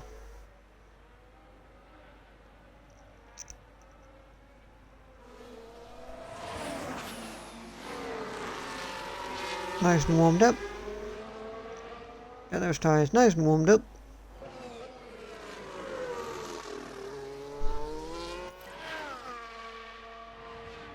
So pushing them tyres a little bit more.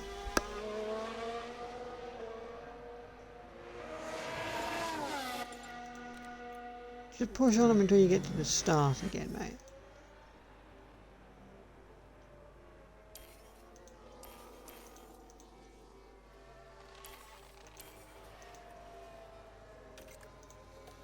Okay, that should be good.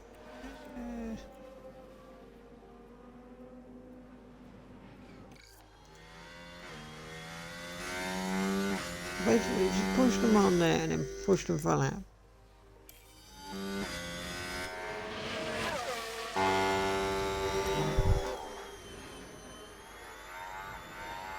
Yes. Yes.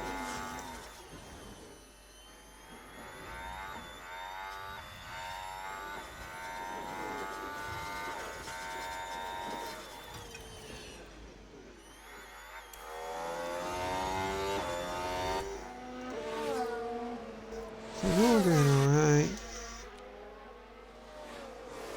That was 0.06 seconds quicker than the Red Bull.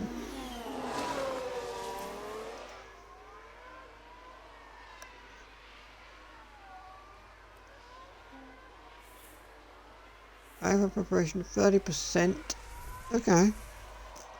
It's also 30, but you've got slightly high track acclimatization.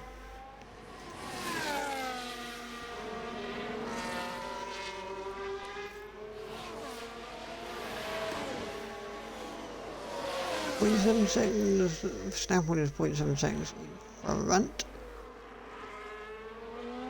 0.62 seconds behind Alonso. Not that I think it matters where we are in practice, we kind of just make sure that these setups are good and working.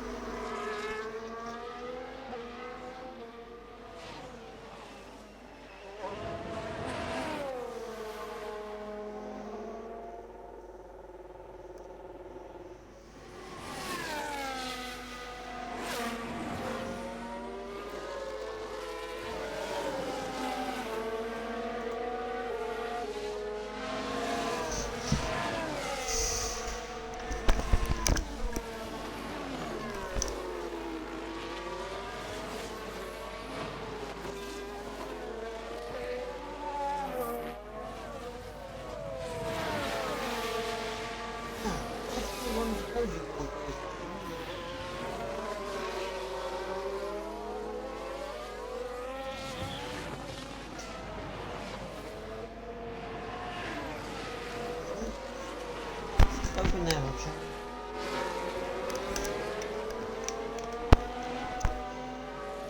we? I'll start at 12:30, hello. Oh, hello. Oscar Piastri second, Lando Norris third. Well, apparently it's pissing down with rain. Hamilton's praised the progress of F1 Academy. Good. It's absolutely pissing down in Belgium. Belgium? Typical Belgian weather.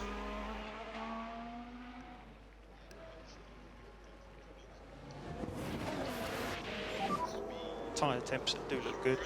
Understood. So out there, missing.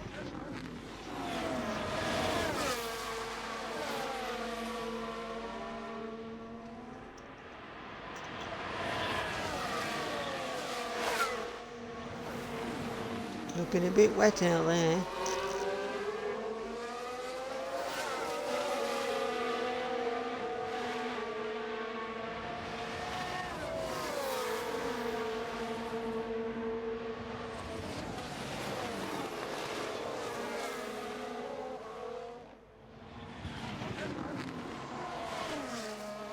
Some inters and some wets going on. It's a mix of inters and wets.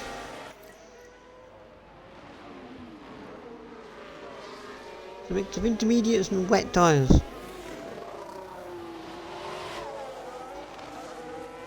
Also, Guanyu Zhou's last lap time was 18 minutes. What's he been doing? What's he been doing? Why did lap time 18 minutes?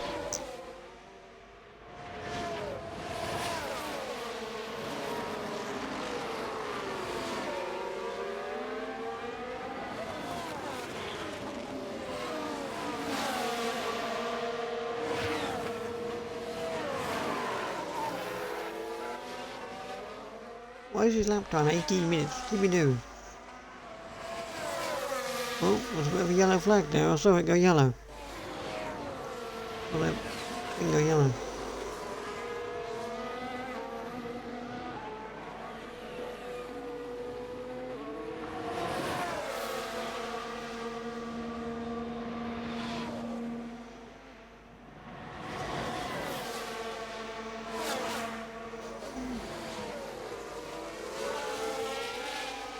Hamilton's going for an overtake. Did he make something? No.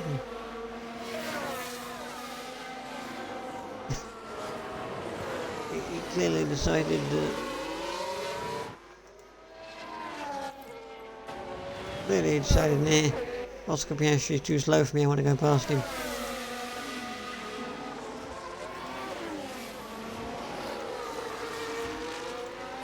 Georgia's done the same thing as well, decided Oscar Piastri too slow through.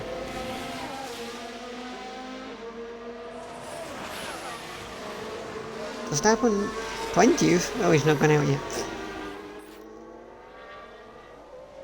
Interesting strategy from Red Bull in the practice session. There's only 30 minutes left and now yet set Verstappen out. Oh look! This game is so relatable and so predictable, it knows exactly how this F1 season goes. Nick de Vries spins his car. See? This game knows that Nick de Vries is kind of trashy. See, this game knows it.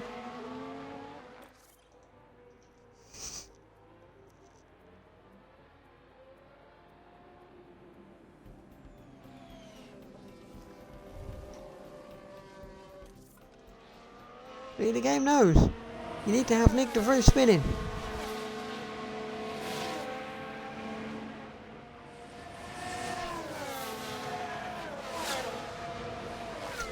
The game knows that you need to have a Nick de Vries spinning.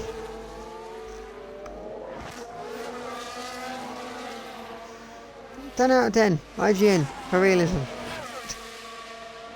10 out of 10 for realism on IGN. Nick de Vries spun.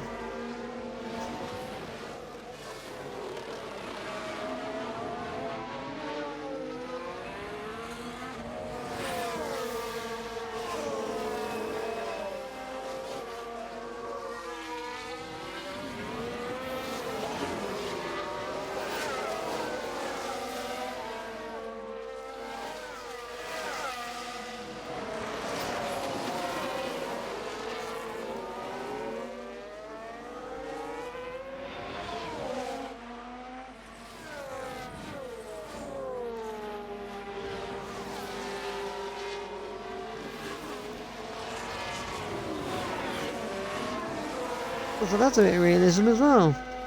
Not quite realism for where we were at the start of the season, but certainly realism for Monaco onwards for Sergio Perez. P14. That was Perez's typical qualifying position for a while.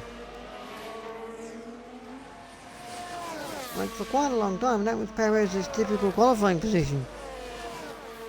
They were between P14 and P20.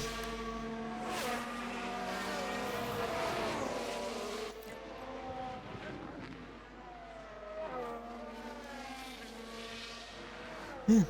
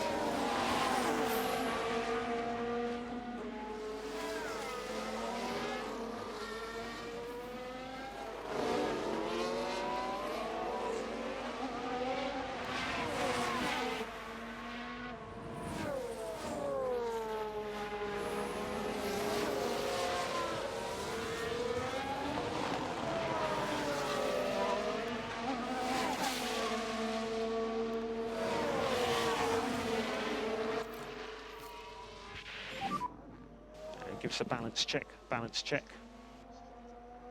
Balance is good, mate. Yeah, copy. Good. Okay. Good setup, right. Come in, please. We're happy with the temps. Yeah, copy. Right, in you come, please, Hamilton. In you come. We'll see what we're working with, shall we?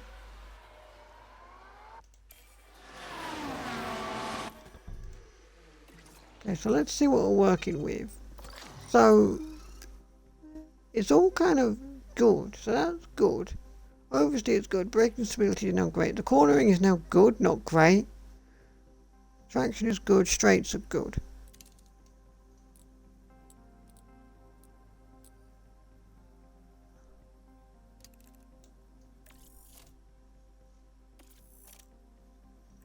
Alright, we'll get rid of that. Change brakes, they do. Let's try that. We'll basically bring the tyres up a little and we'll chuck you out.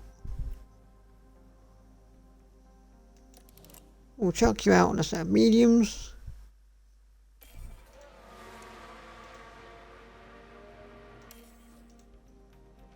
We'll chuck you out on a set of mediums. I don't think we're able to finish the setup.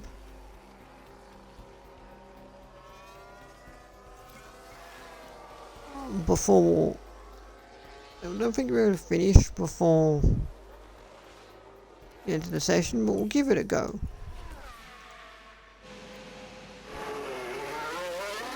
I don't think you're able to gain a full idea of how good that setup is before the end of the session, but we'll just send you out, get a bit more stuff and see how well you do. See how well you do.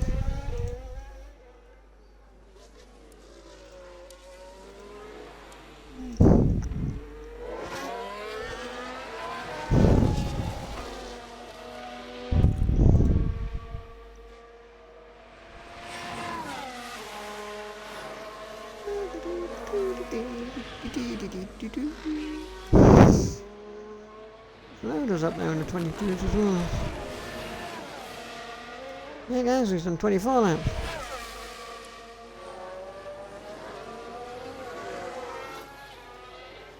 Oscar Piastri down in P20. Lando P8 though. Sergio in 15th. Lol. Lol, Sergio. Lol. Just say what you'd like on the balance. Oh, alright. Copy. Right. Felt okay. Okie dokie. Right. In you come, please, George. In you come, mate. In you come.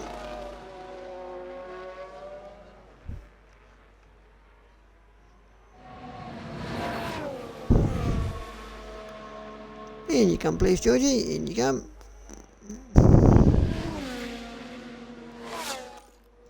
Oh, Perez has now gone fastest of anyone. Oh, he seems to have slightly gotten a bit of an improvement.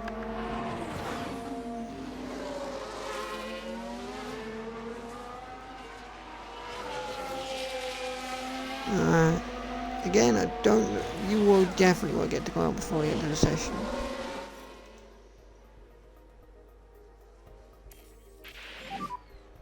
Rear pressure's okay. Surface temps are low all round.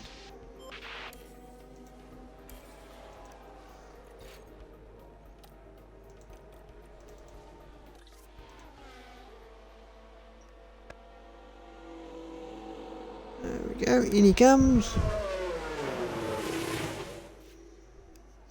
Right.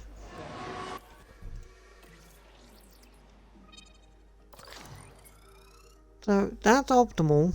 Your oversteer is optimal, so that is perfect. Your oversteer is perfect. Your traction is great. Your straights are perfect.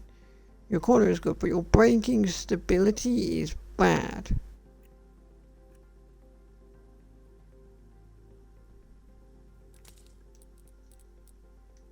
If I maybe just change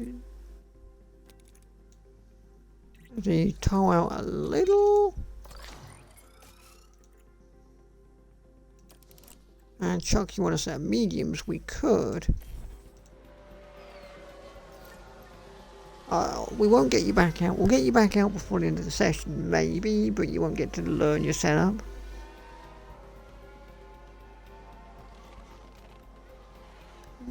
It all just kind of depends on 4 minutes 10. Do we want to? Honestly, no, you can learn that in FP2.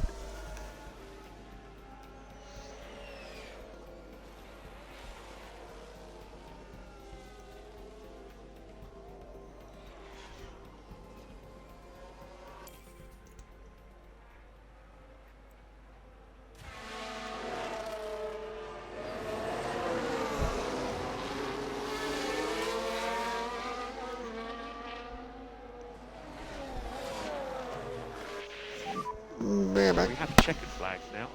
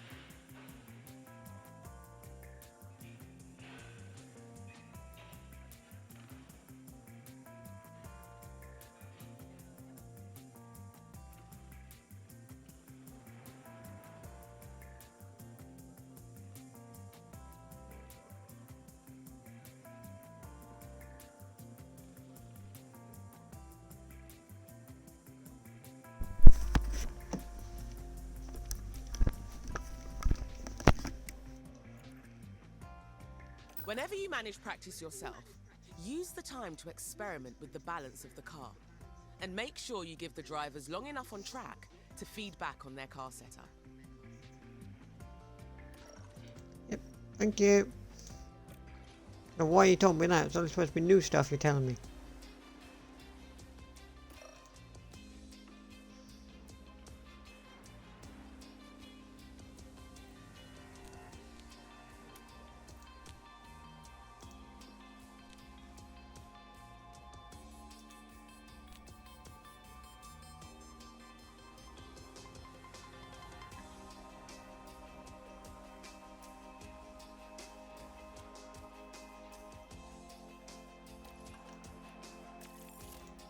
Fuck it. Simulate that session.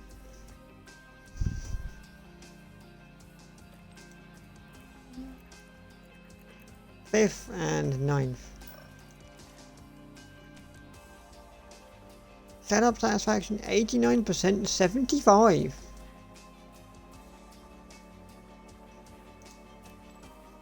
Okay, so that seems to work out pretty well. Go to practice 3, shall we?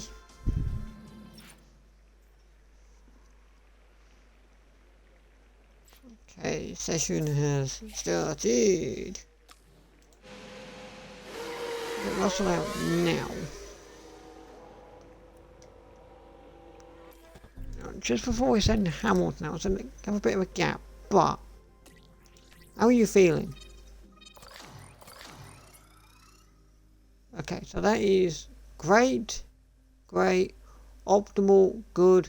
The only thing bad is your straights.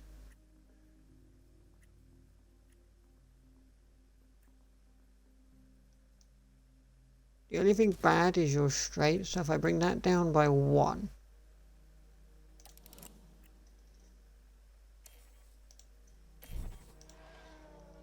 So if I bring that down by like 1, then send you out. See what that does to your setup, shall we? Let's see what that does to your setup, shall we?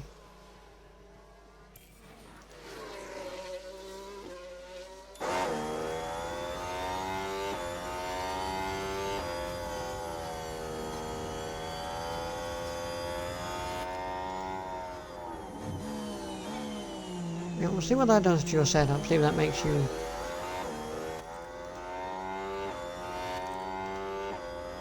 any form of happier.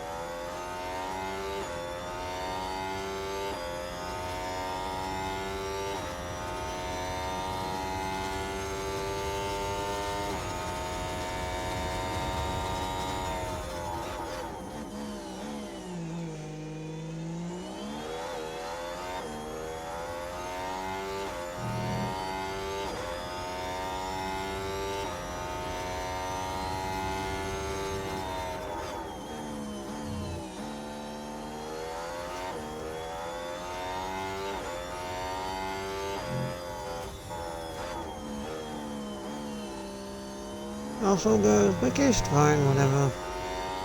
It's just practice, everything practice is the biggest priority.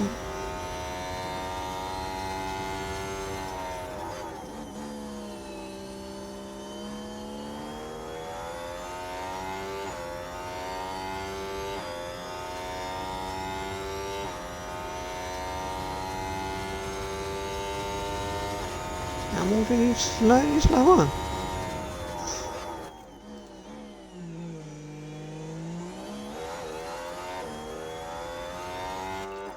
You're just going to full attack, mate. Just push. Go on then, mate.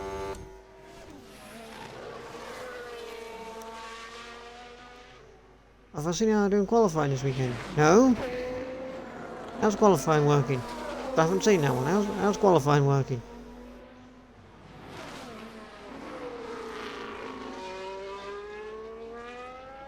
If qualifying doesn't happen, it's championship order. Championship order? So it's championship order, but everyone between second and like sixth gets bumped up, and then anyone behind from sixth gets moved down one position, surely? Because Max Verstappen's got that looming grid penalty over him, doesn't he?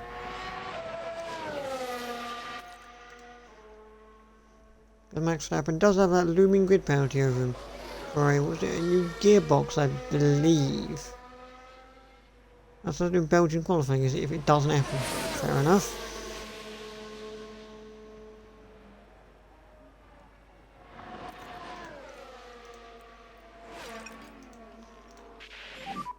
Yeah, we just need to make sure that we don't fall off a cliff on that tyre. Understood. Okay. You go out and do your thing.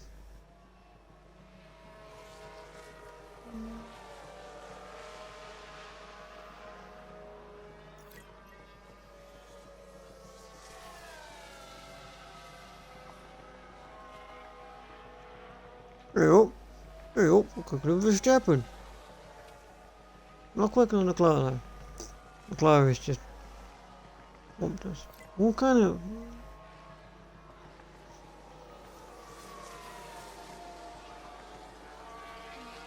I think qualifying's the real test to see where this car actually sits, to be honest.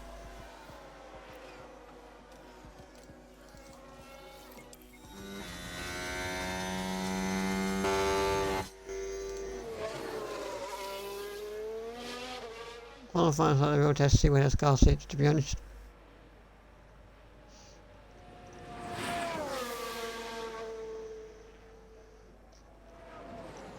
I did, yeah. I did go kind of aggressive, I will admit that. On the start. Like pretty much upgrading all the facilities that I could and getting 3 separate car parks to go, but...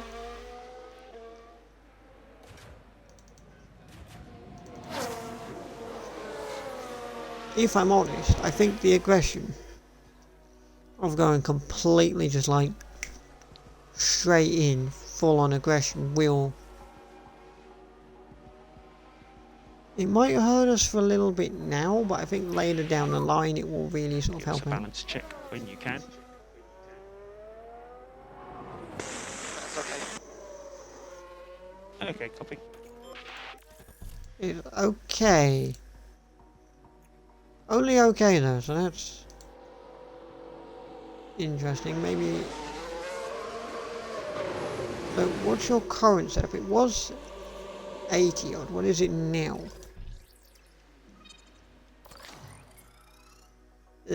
67.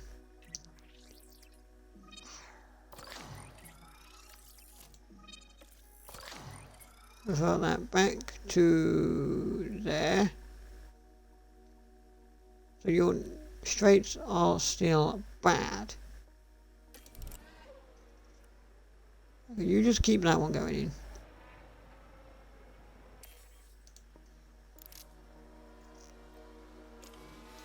Send out, get a bit more track acclimatization, thank you very much. Right. You know what? I'm alright with you looking like that actually, that's not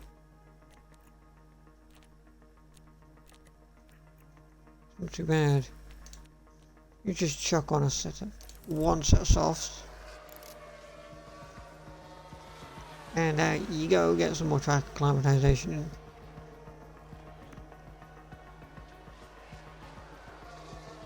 I'm pretty happy with both your setups actually. You can warm your tyres up a little bit, George.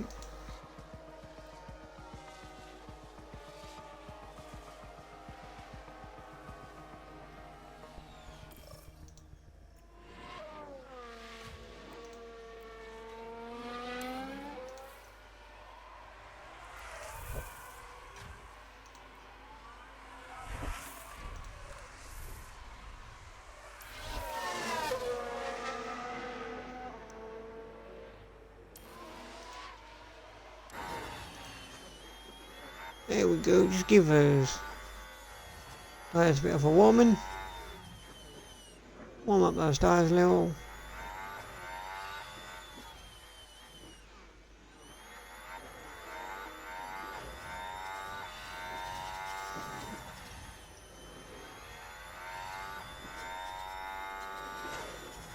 And just get your track acclimatization up a little. Yours seems to go up quicker than Hamilton's. I think it's because you're, I don't know, younger. I mean, the game did say something about younger drivers getting experience quicker, so maybe that's it. Don't really know though.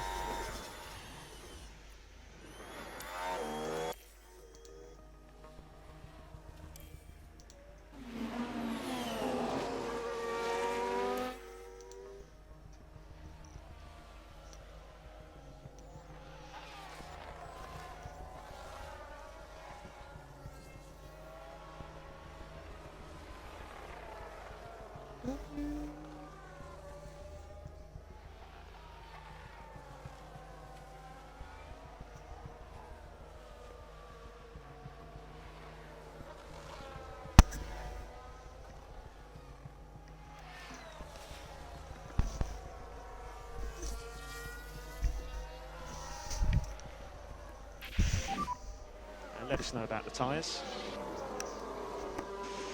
Definitely don't want to lose position, but I think there's a good bit of wear. Okay, copy that.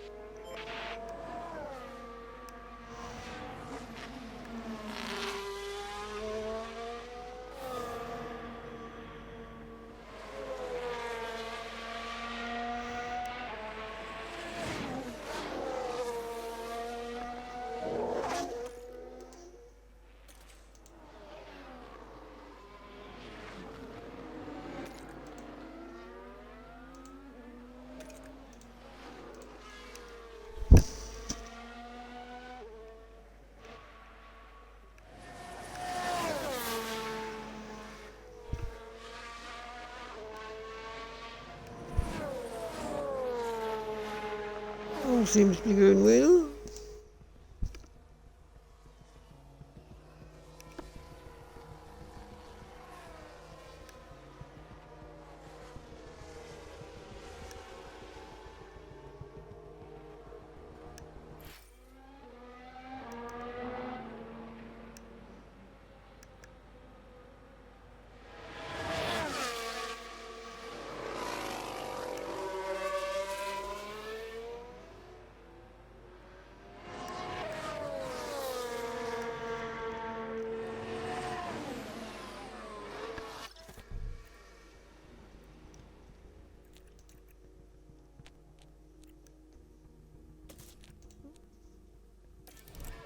And confirm.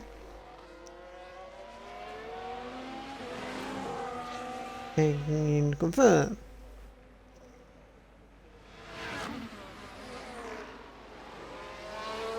Confirm you doing that.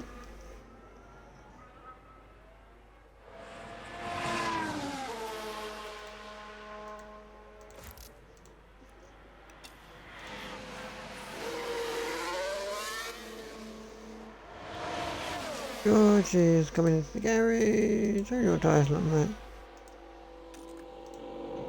They're not too bad. We could probably just send you straight back out.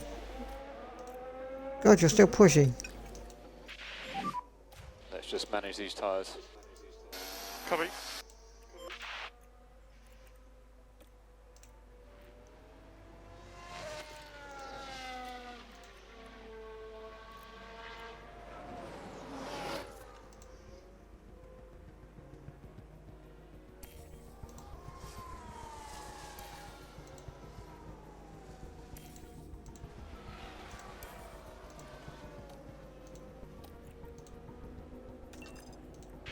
With a bit of an attack for you. Yep.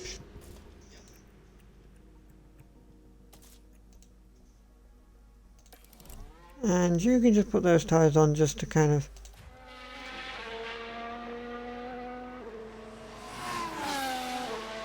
get a bit more track knowledge out and get as much track knowledge as possible going into it.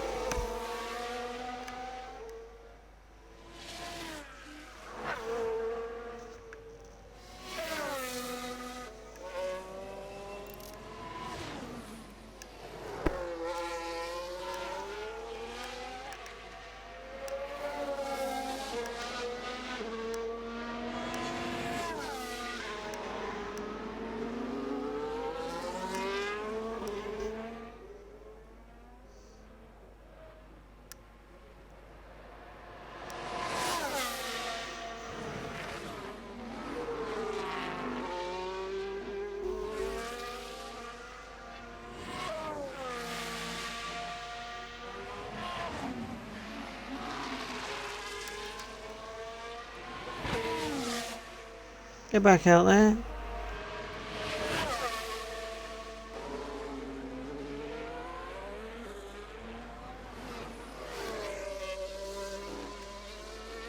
Get back out there and just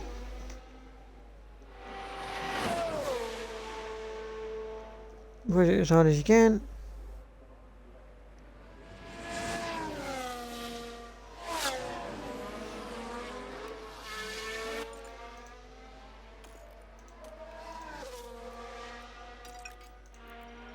You don't need to push as much anymore. Need to make sure keep these tyres in good nick. Understood.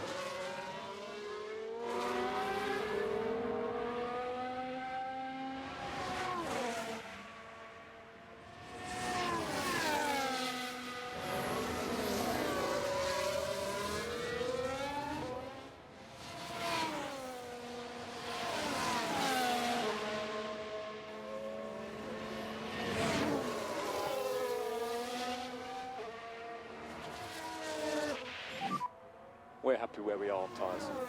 Roger.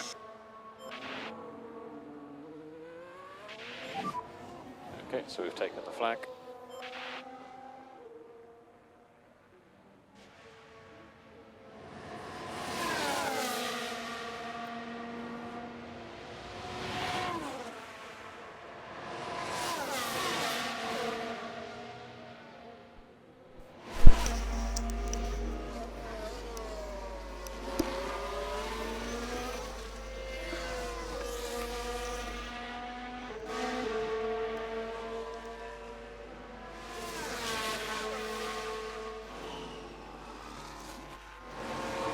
You.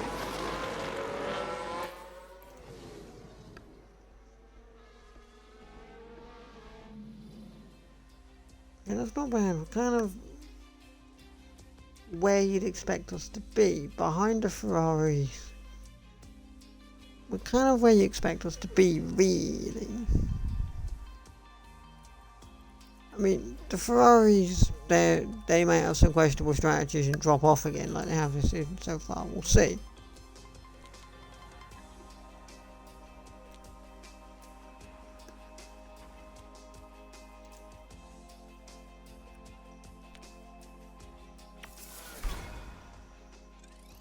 Yay, starting confidence. 83.76. Woo! It's not bad. For my first go around, especially with some of the new stuff going on here and the confidence side of things and stuff, that's not bad. 71 is not terrible. To qualifying. This should be a good one.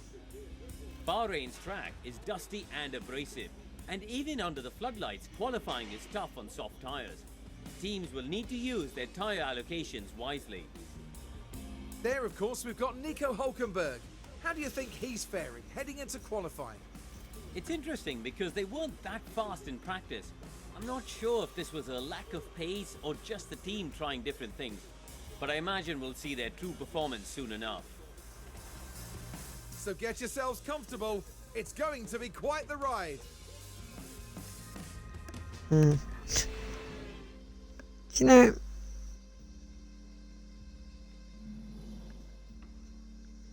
I mean, practice in range, yeah, it does, doesn't it? Because what you're going to learn today, I mean, all the teams will have, like... I mean, you know what I think the main problem with the Belgian Grand Prix is this weekend? It's there's a sprint race, supposedly qualifying is happening at 4. Whether it does or not, I don't know, but, like, there's a sprint race tomorrow.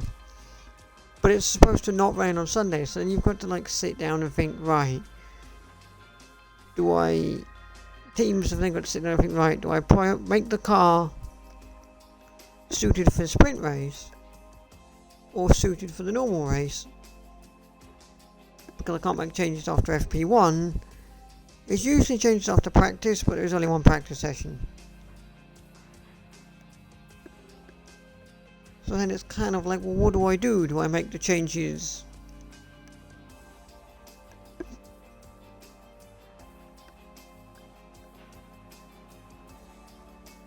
Do I run the car in a setup that's good for the sprint race or good for the normal race and hope I don't crash the car out and destroy it and do mad damage to the car, but also mad damage to the driver?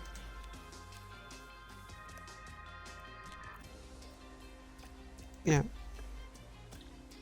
in the sprint race by not setting it up for wet weather conditions. That's kind of like what you got to think about, and it's kind of interesting. I mean, if it rained the entire weekend, it wouldn't matter. Fine.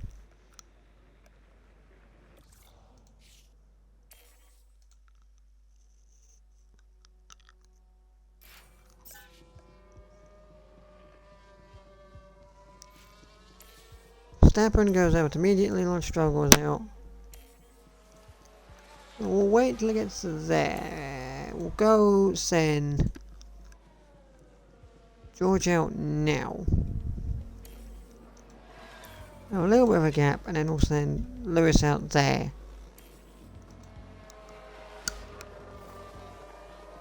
Oh, annoyingly, he's in a bit of traffic. But he has cleared it, so it's all good. A driver's confidence level can be impacted throughout a race weekend, both negatively and positively by on-track events. You can keep an eye on each driver's confidence level here. Okay. A driver with higher confidence will have an increased performance and a lower risk of on-track incidents. A driver with lower confidence will see a decrease in performance and have a higher risk of on-track incidents happening. Oh, okay. So realistically, confidence is now a bigger thing and you want to keep it up more than you did last year.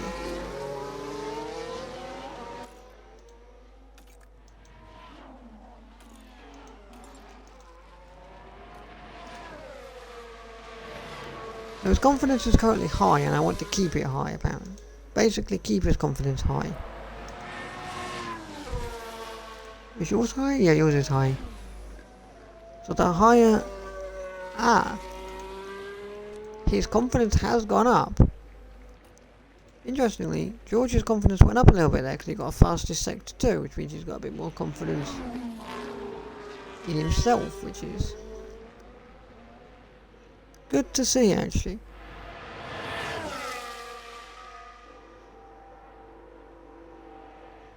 If we can just get that delta negative, we will box end of this lap. Okay. So he's got a bit more... He's got a very high confidence rating because of where he's finished. P4 is a pretty good standpoint for him by the look of it. He's happy with P4.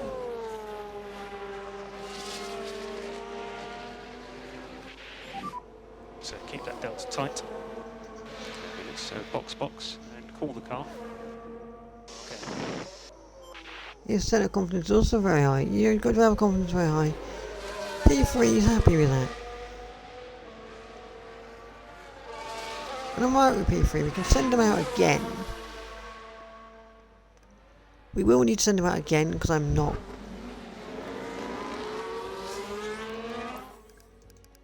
entirely confident with it. I'll send him out nearer the end.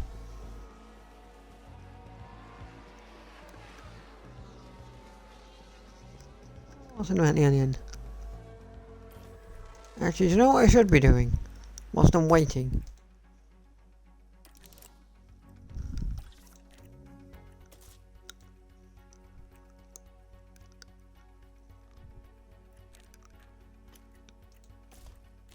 Why is that say? What did I come up saying mediums? Oh, is it just because I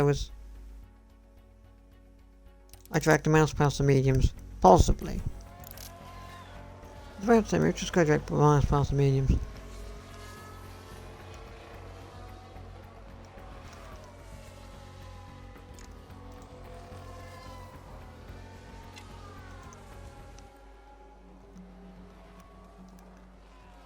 Piastri's got to get grid penalty. Piastri.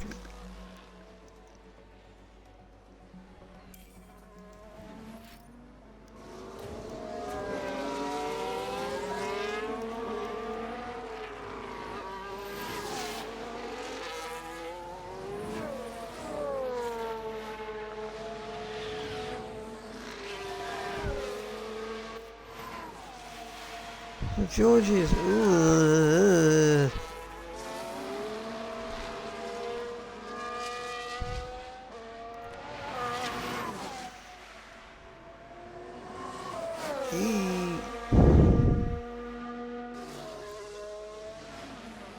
Lewis is actually a bit slower. So we have taken the flow. Lewis is a bit slower, that's not great. Well, he does go quicker, he's now P4. George though, don't like that. His time just didn't get any quicker and he just kind of flopped.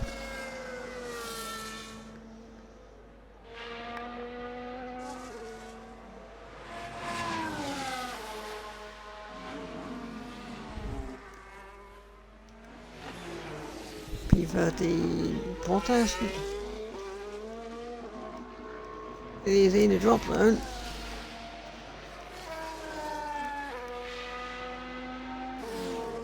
Still in the drop zone, I mean, he could. Alex Albon makes it through Logan Sargent. So far doesn't.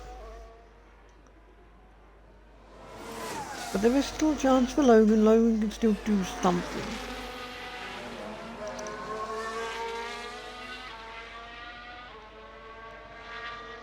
That wasn't a great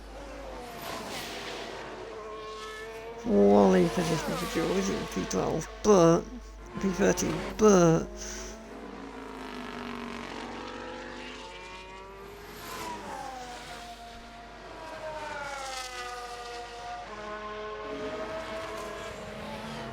it's not ideal. But there was a bit of traffic, but he does stay in because Nick DeVries and Logan Sargent both improved, but not by enough to kick him out into the bottom. So that's alright, but not world's greatest. Sergio Perez goes fastest. So that's interesting. Right. Your driver confidence is now medium. Yeah, because you finished in 13th, you weren't.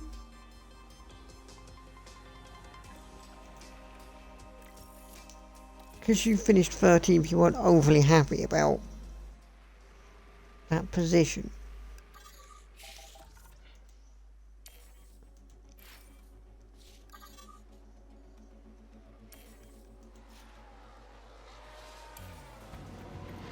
So we'll wait. We'll wait till we get to Yep, we'll do that. Then we'll send you out there.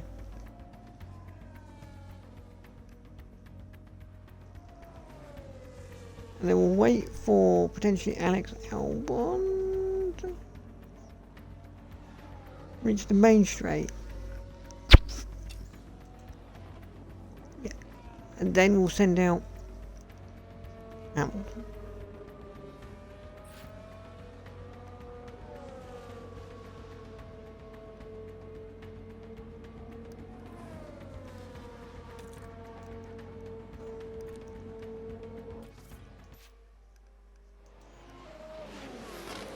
So, Alex Albon? Normal. Yep. Eli's flying lap, that's fine. So, drive confidence medium, we can try and get that up a bit. If we can get you into Q3, that should help out a little.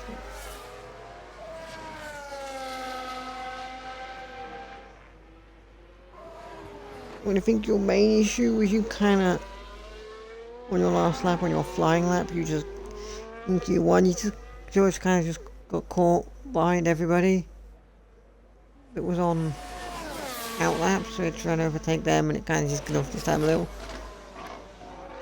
That may have just been something like that.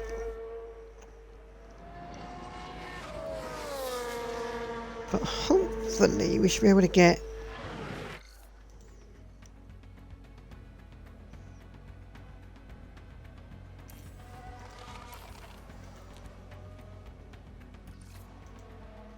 a solid, decent thing. Let's ride on board.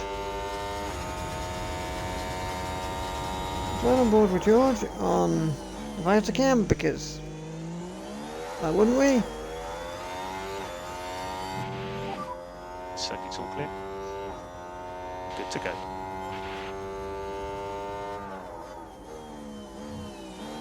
See how well he does. Alex Albon 1.4 seconds off. He's taking that Williams into places he shouldn't be. Like IRL actually, taking that Williams into places he shouldn't really be.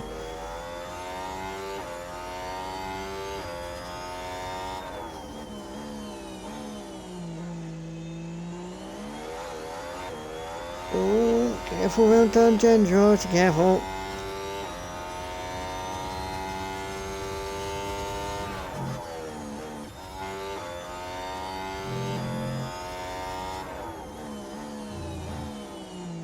There's a Red Bull there, it's kind of annoying. Hopefully that doesn't get Dolph Hamilton too much. If the Red Bull Sergio Perez just on his outlap. I mean, it shouldn't matter because he's moved over pretty quickly. He didn't open DRS either, as we would have, so I think. Yeah, he's still quicker. Russell goes P3. P3. Yeah, we're happy with that.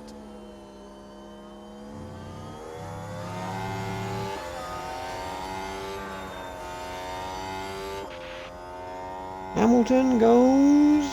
Where's he gonna go? Currently P5. P5. So call the car or box.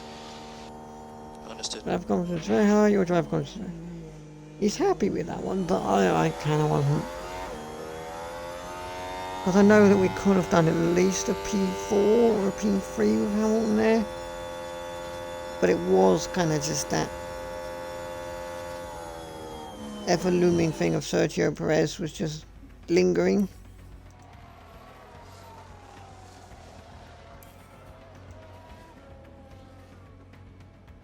But it was just that ever lingering loom of Sergio Perez in the corner there.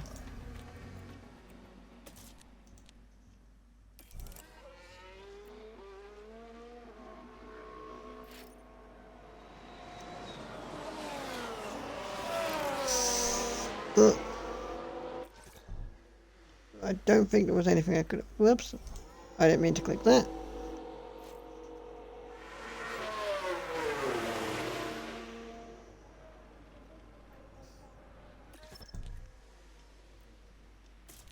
Hulkenberg's in a bit of a Merc sandwich there.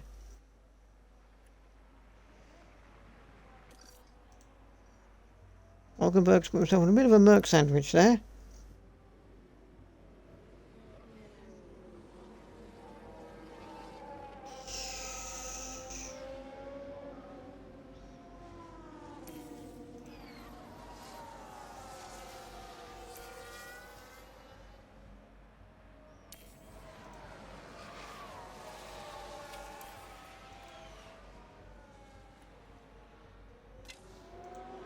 I think you can go out there.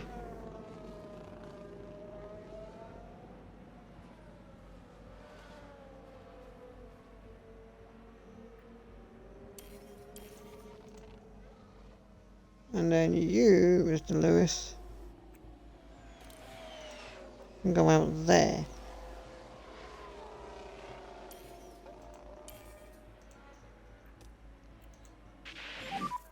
Let's just focus on the outlap. Understood. We're in a bit of a hash sandwich right now. We're in a bit of a hash sandwich right now. Hulkenberg and Magnussen. We're in a bit of a hash sandwich right now, if I'm honest.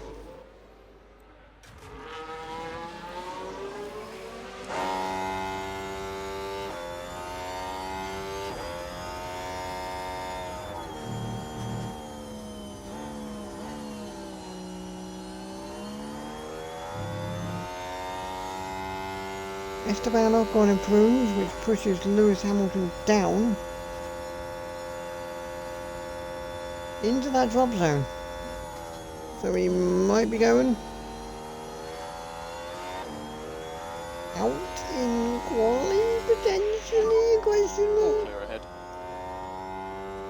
And good to go. So he is in the drop zone, but we are hopefully going to get some improvement. But if George has got a nice clear thing on his flying lap. Lewis annoyingly does have K-Mac. Now what is Magnussen doing?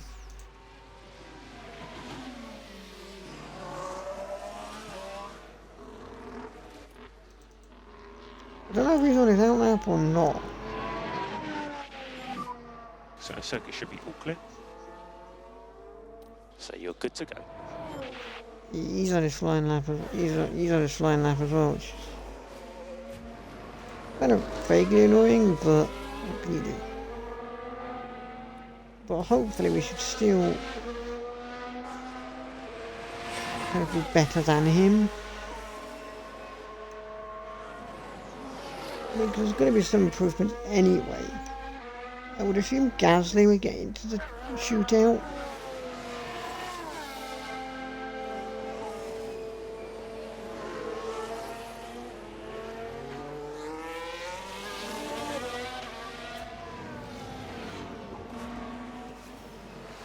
I would assume Gasly would get into the shootout. I'm not. Which hopefully, I mean, we are quick at sector 1, so hopefully came out. So that's currently P7. Hey. And we will box end of this lap. Yeah, agree. Hey. George's lap wasn't very good at all. He's improved from P7 to P7. Not exactly the most helpful, is it, George? But Hamilton's proving nicely, though. I don't know where he's going to sit, that's the only thing. Where is he going to sit? So that is So currently P7. So just confirming boxing and back into the garage. Understood. That's a P7.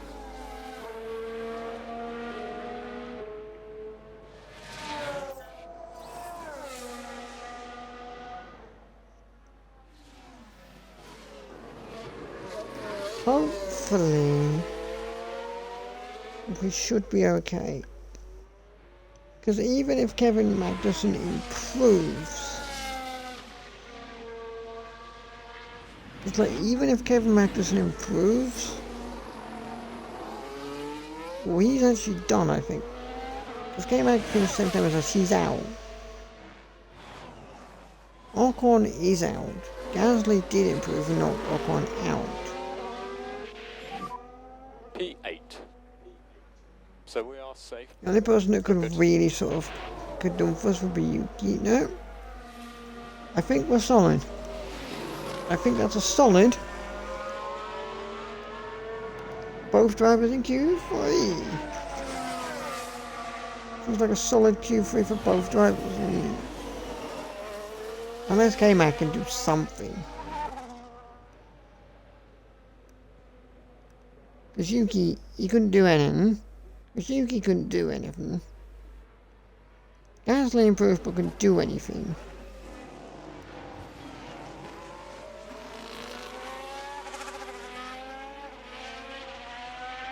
I was going to say he came back to anything, but now he's coming to the pits. No, he's coming to the pits anyway, he'd already finished his lap. It is just the two Ferraris that are due in. Yeah, there we go. So, P7 and 8, which means we both get through. Which means I'm guaranteed some extra money. I will spend immediately.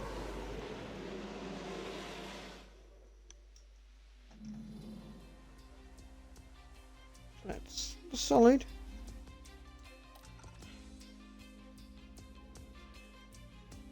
Hey, I got an achievement for achieving a sponsor guarantee. I didn't just achieve it, mate. I overachieved it. My driver confidence is only medium.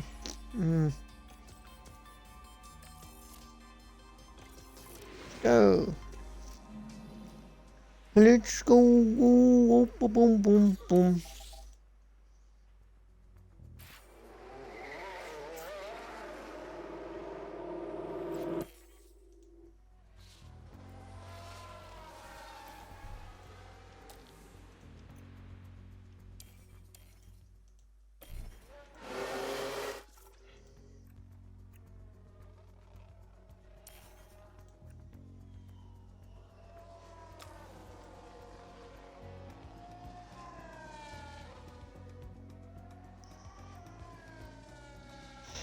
I was like, that's a good time to send him out. No, it wasn't.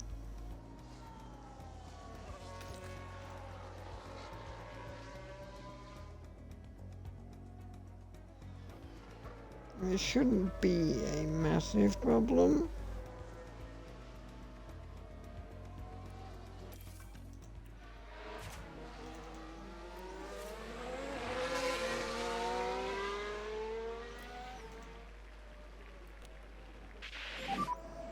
So it's all clear. Good to go. So yeah, I'll both drivers. We'll just kind of flick between them. Paris, it's a 131.5.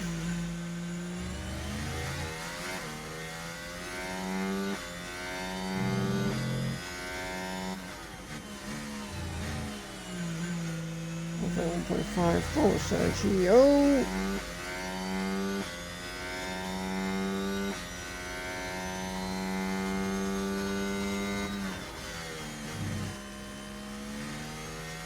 Oh, confidence is.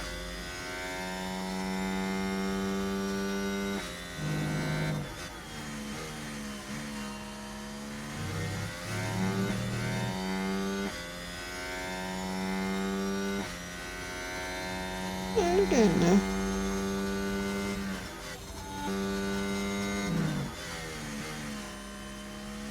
Careful. Careful, Lewis. Careful, Matt.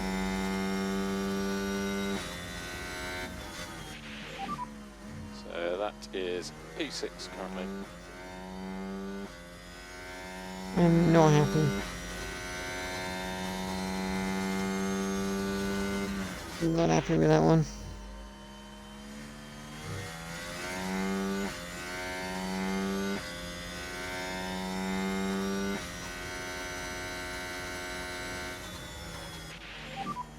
P8. Box, and call the car. Yep. I wasn't happy with P7, I'm even less happy with P8.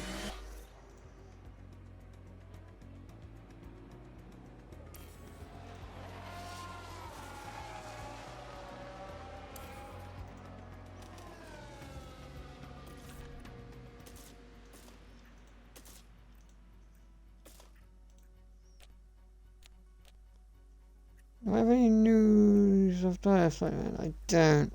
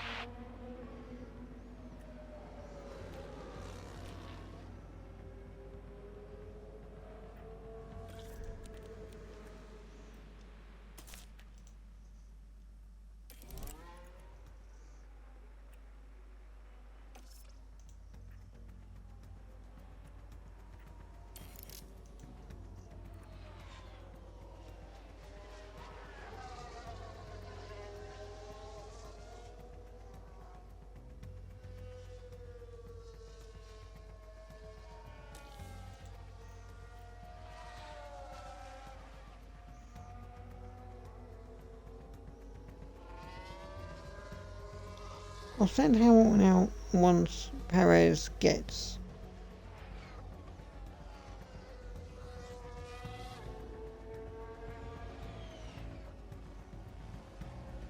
round, because that should give him enough space.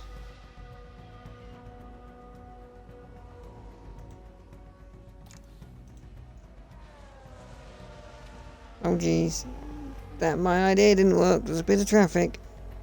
Far too much traffic, in fact.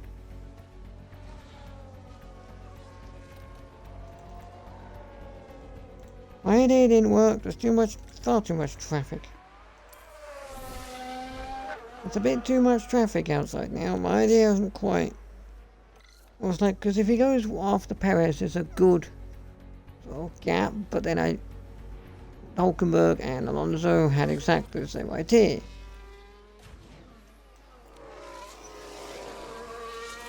So it's not the world's greatest, but we can make it work. Clear ahead now. Good to go.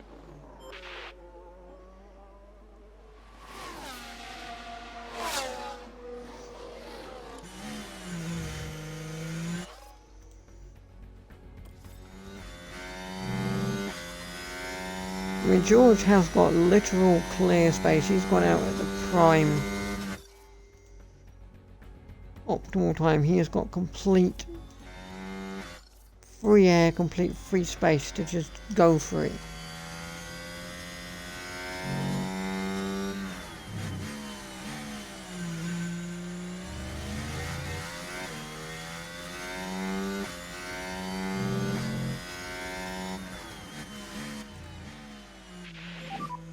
Pull to one side in places, that will help. Okay.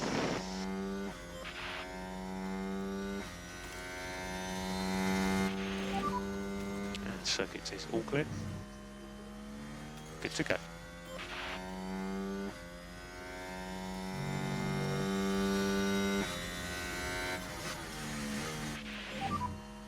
We have a checkered flag now.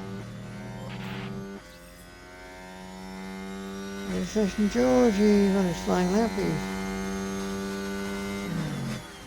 Done 2 personal bests, I feel. So he is going to improve on P, possibly improve, hopefully on P7.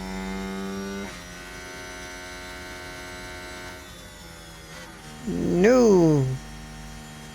He was quicker, but he didn't improve on P7, he's still stuck there. He was quicker, but he wasn't quick enough to overtake Alonso. That's his confidence, so I can't check that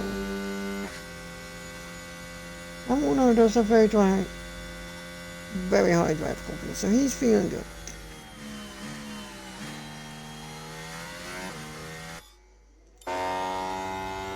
Let's just ride on board for the rest of his lap with him.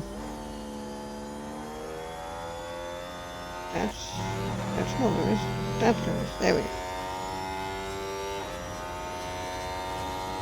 Ride on board for the rest of the lap with him. In visor cam. See how well he does. Well, he's got 2 green sectors, so he's gone quicker and quicker. What's he about to do? He puts it up to P7. So the only person that can really prevent anything. We're P7, mate. Well done, mate. Sticking at it. Just keep pushing, guys. The only person that can really prevent anything is Pierre Gasly, but he doesn't. He's slower still. Which means that for the race, that is a solid P7 and P8. Which isn't bad. Which isn't a bad start, I don't reckon. The time has almost come for our drivers to fight it out wheel to wheel. Race day has arrived. Bahrain has seen some of the most dramatic races in F1, like Sergio Perez's incredible 2020 victory, surging ahead from being last on the opening lap. There are a few clouds here tonight, but the sky remains mostly clear. Will it stay this way, or will the weather throw a spanner in the works? But which team has perfected the strategy that will see them prevail here at the Bahrain Grand Prix?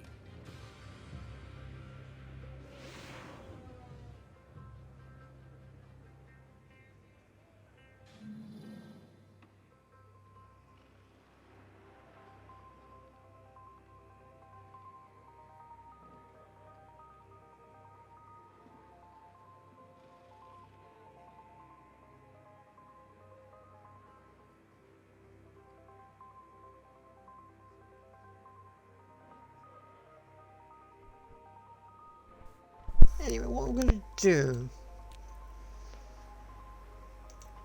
is I'm going to set the car up on strategies and stuff.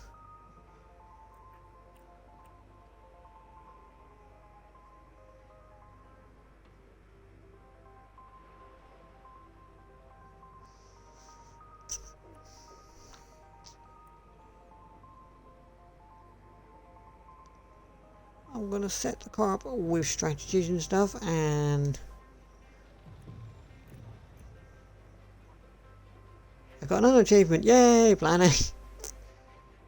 Run race strategy in career mode. Yay, I love it.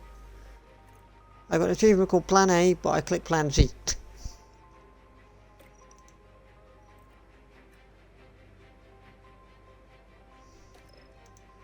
I'm going to set the strategies up and stuff.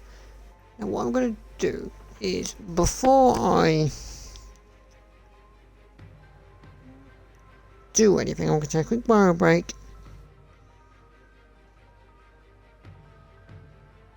Oh my god! Whoa, whoa, whoa, whoa, whoa! Whoa! Whoa, what? I just had my phone vibrating on my desk and I was like, whoa, what do you want? It's like, what do you want? What's happening? What do you want? Oh, good Lord above!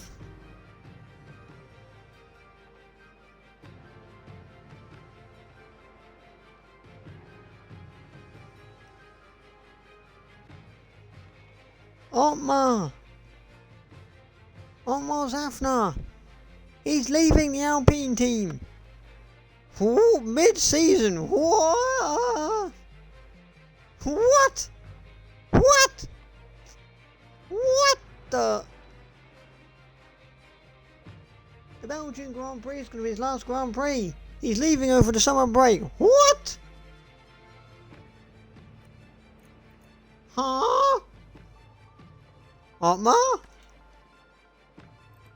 What on earth, Otmar? Aggressive. What on earth?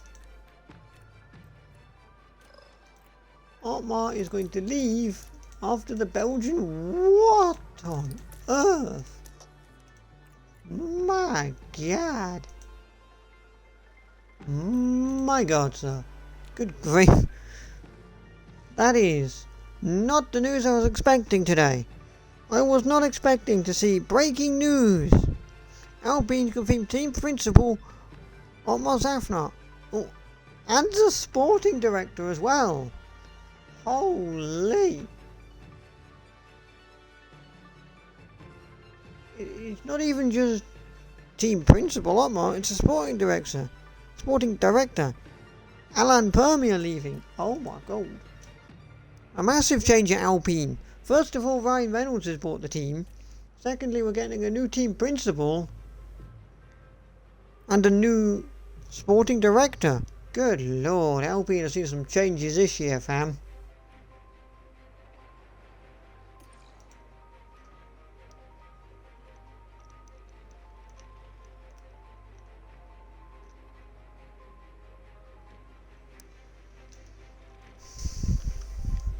Good grief, it's all changed. When did that happen? 10 past 2. At 10 past 2.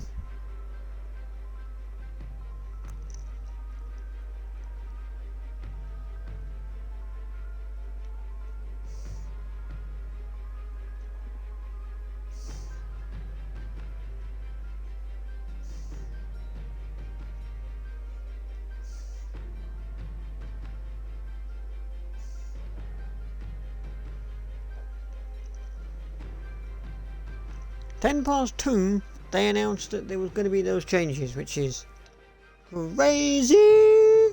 Absolutely crazy. Absolutely insane. Ridiculous. What? My God.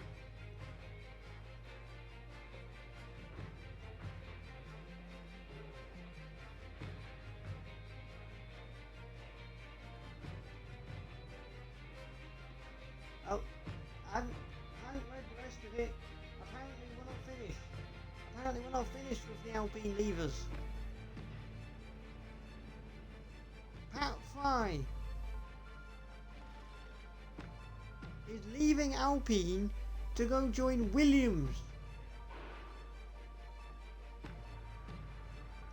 as the chief technical officer of Williams. Oh my God! Ferrari made their change and Williams made their change of team principals. Williams, interestingly, bringing in James Vowles, who's never done team principals, but he seems to be doing very well at it actually. Alpine didn't make a change, the main change was mid-season.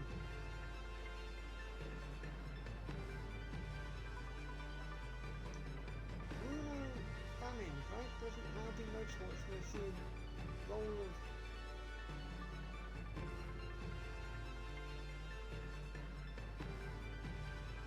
been saying team principal. Bruno Famin, Vice President of Alpine Motorsports, will assume the role of interim team principal at the Alpine F1 team from the Dutch Grand Prix onwards. Current Alpine Academy Director Julian Rouse has been named interim sporting director, and Matt Harmon, leading the technical team, instrument both Rouse and Harmon will report to Famin. So they do that.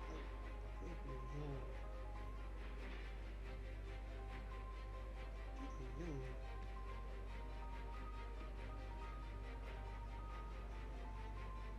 grief. Good grief, Alpine.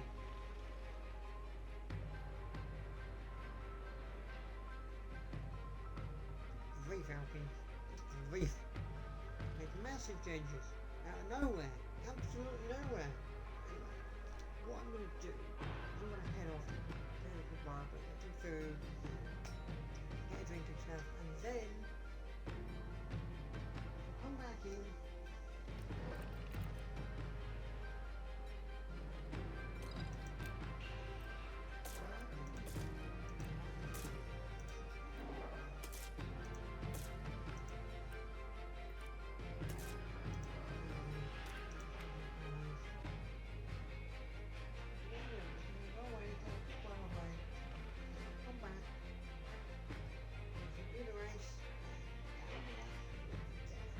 Do the race.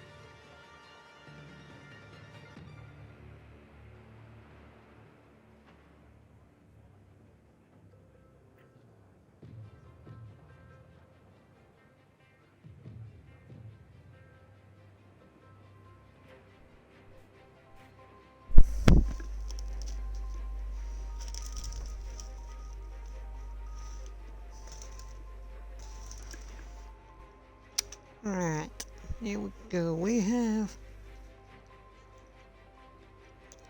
come back and we've returned, and I have some food for this race.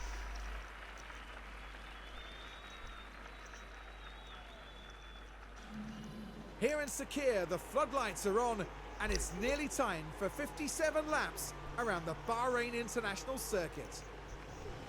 You and I won't be the only ones keeping an eye on Oscar Piastri, Karoo.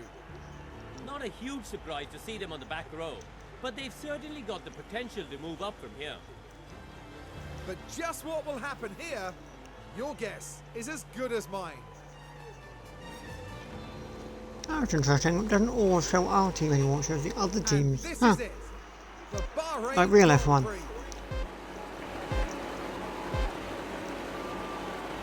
And it's lights out, and away we go.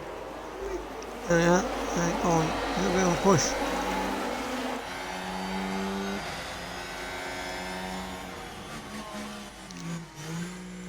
Yeah, guys, just trying to go around the outside. And he dies almost. He does.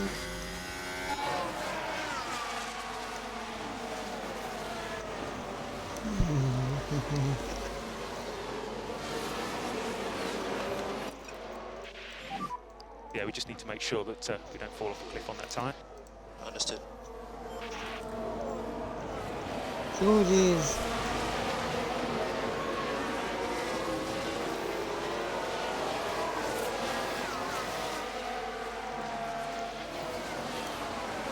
Well, he's made the overtake, and that one.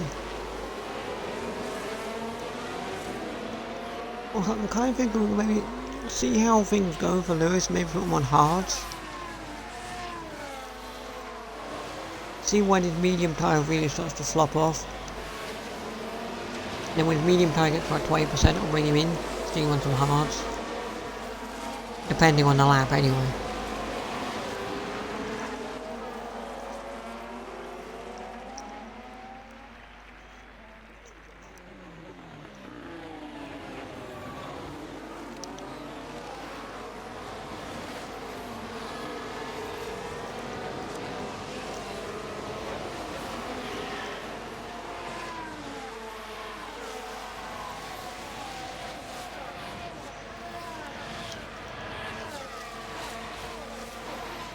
Off his lap for Charles Leclerc there.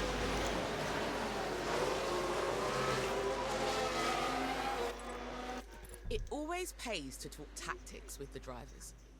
You can instruct them to respond to a number of different situations that might occur on the track. For example, when trying to overtake. This gives you more control over driver behaviour while allowing you to manage the level of risk they will take. There are several other unique situational tactics that drivers can also use, from avoiding dirty air to not battling with a teammate.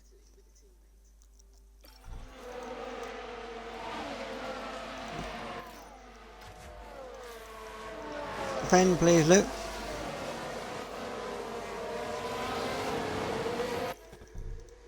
There, very good, sir. Hang on.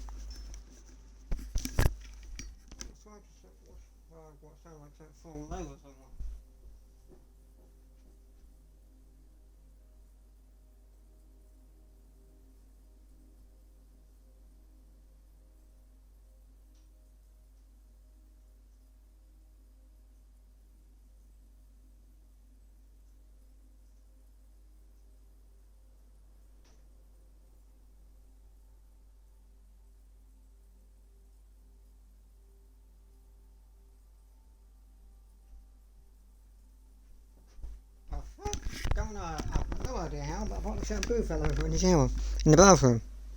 Fell off the windowsill. The window's not even open, because it's raining outside, so I don't bother opening the window.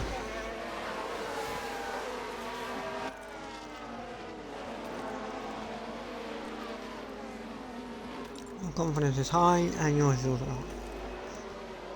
So hopefully we shall have a decent enough race.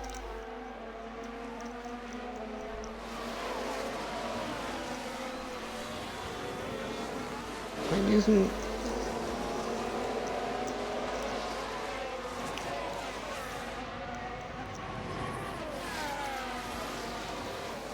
Keep in mind, even if you can't.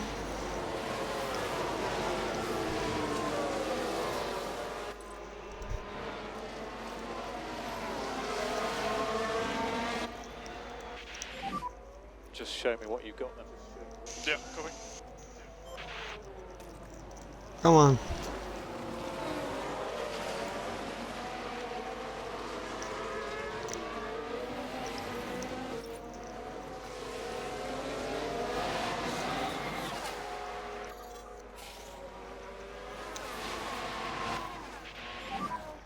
DRS enabled. So that's currently P7. So Alonso car ahead. Got Lewis car behind.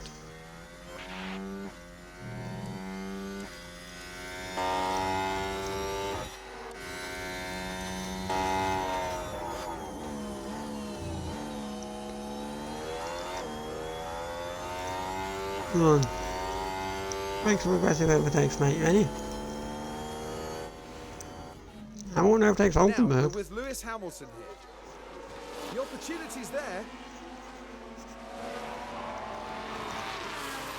And as a I'm always result, really afraid of 8th Hulkenberg with place is DRS.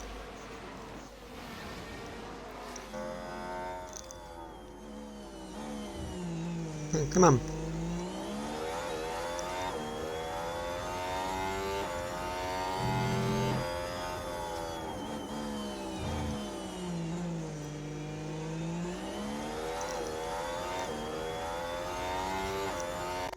Oh no. Looks like we're low battery at the moment.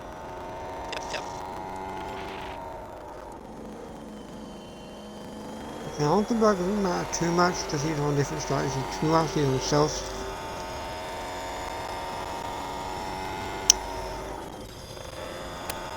We could try keeping behind as long as possible.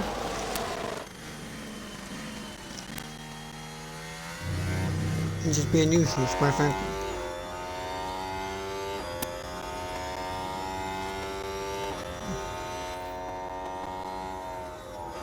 Oh.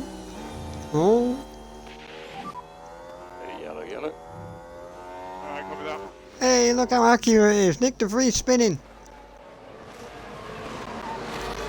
Pretty accurate. And Nick de Vries would spin. I just lost the rear. I mean, I didn't see the spin, but it's accurate. Look at the team there. They all knew what that moment meant. I didn't see the spin, but it's very accurate that Nick de Vries would spin.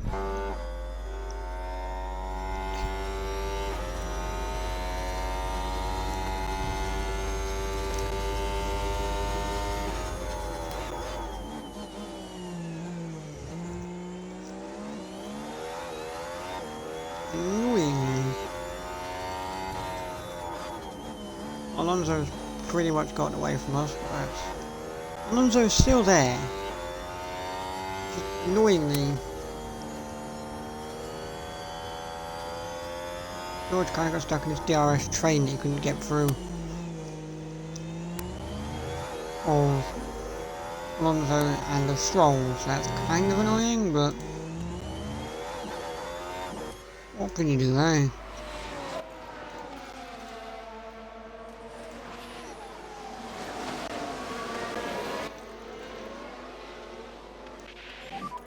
Let's go for it. Oh, get a bit of speed up.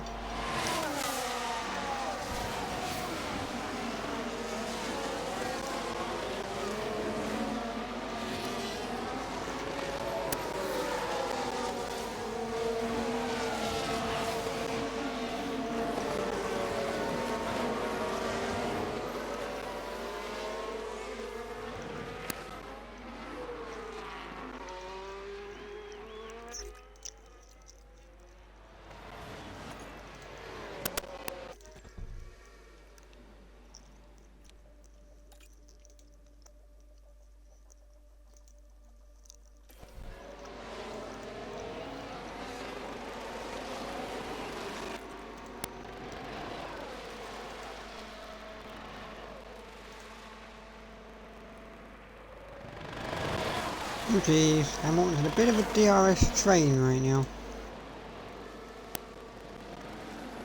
Featuring like Head down. drivers all the way down to Valtteri Let's take a Bottas. closer look. Now this was a turn one. It's there for the taking.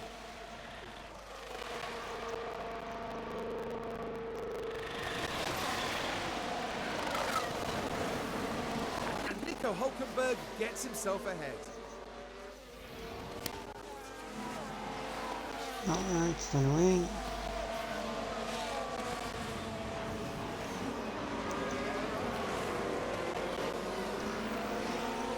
And where the DRS train pretty much goes right back to Piastri. His battle for 8th place spans all the way back to 18th. For goodness sake. Could you imagine if this happened in a real F1 race? It'd be exciting. An 8th place battle. Going all the way back to Oscar Piastri.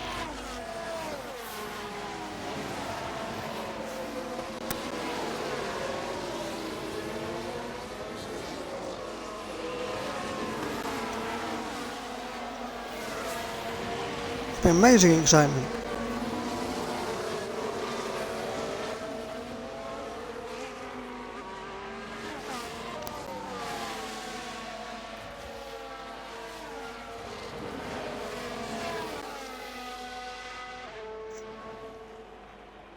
George has just kind of raced himself in P7.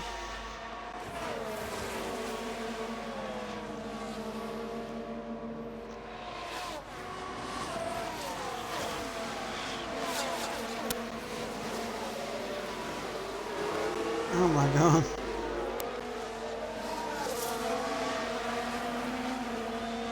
Lewis keeps it and gets a bit of DRS to boot.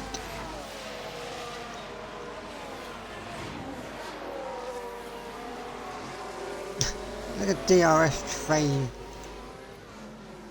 Now here we are tackling turn 3. Can they squeeze by?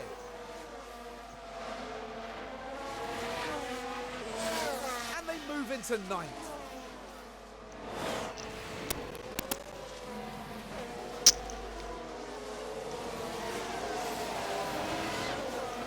Come on then, mate. Come on. You can get yourself out of DRS range and leave the Hulkenberg. Oh no, he's back in it again. Come on, you're back in DRS range. Get him. Get him on the straights. Get him on the straight and try and get out of this stupid, annoying DRS train you're in. Yeah.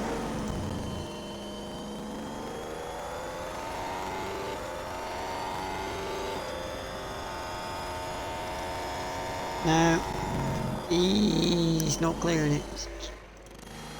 Hamilton is literally stuck in like a literal DRS train of like... Is it still going back to... No, it goes back to Sergeant now. Goes as far back as Lando now. It used to go back as far as Piastri a moment ago.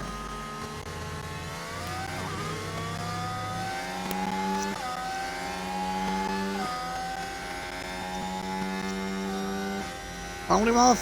Hold off, Pierre Gasly! Hold him off! Hold him off! Yeah. Yeah.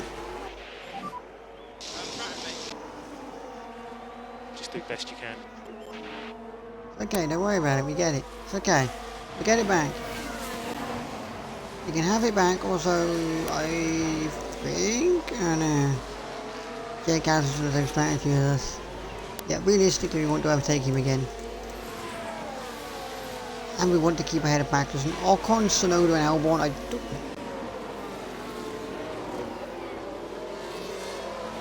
think that matters as much.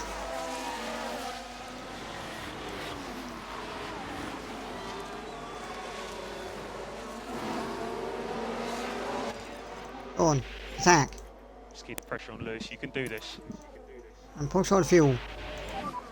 And think about this lifting coast. Understood. Oh yeah. Logan Sargent and Piastri are catching back up to the DRS train that's going on here.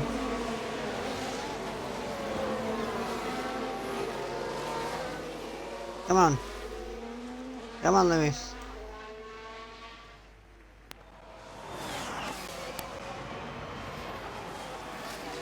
I think it's going up the front.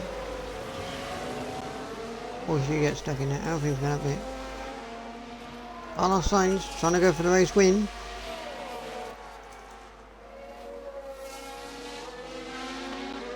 George's just kind of chilling in P7 to be honest. Oh dear me. Hamilton not in the points no more. As Kevin Magnussen overtakes him, he is now not in the points.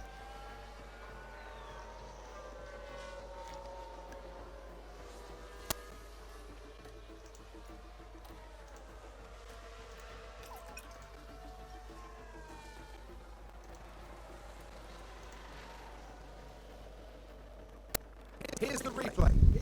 Now this is Logan Sargent. Just a bit too wide at that point. Oh, good grief, he almost crashed into Piastri. He almost collided with Oscar then.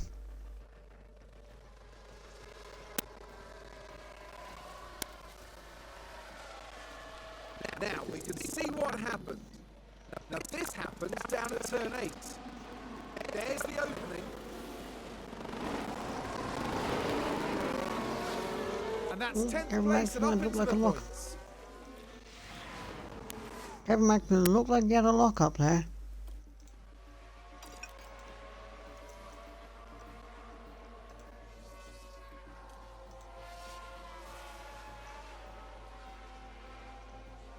Boom, boom, boom, boom, boom, It's not going to be long now, mate. Yep.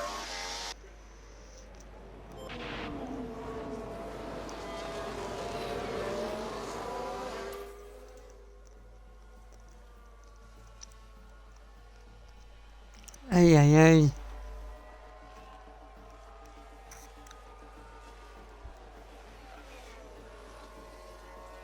Can you just kind of go super speed for a moment? And do whatever, I'm just gonna... Okay. No, you know what, we're gonna carry on actually. Because you are... Carry on actually, because you're on 47. I'll bring it down to 20 before I go in.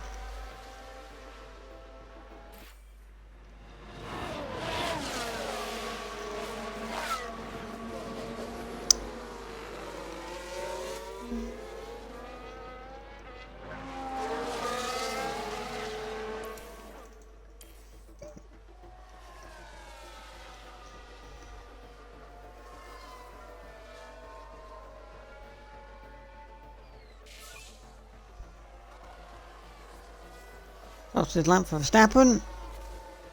Shock horror. I want to bring you in now. I'll keep you going out for a bit actually. You're only on 53% tyre wear.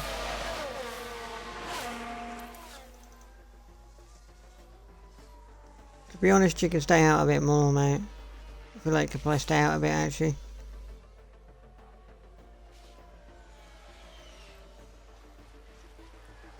Yep.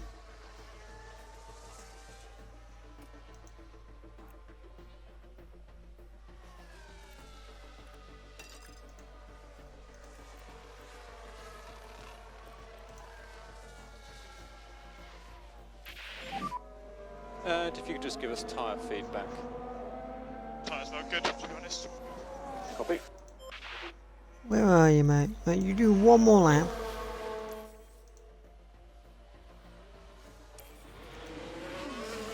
And we'll now bring you in.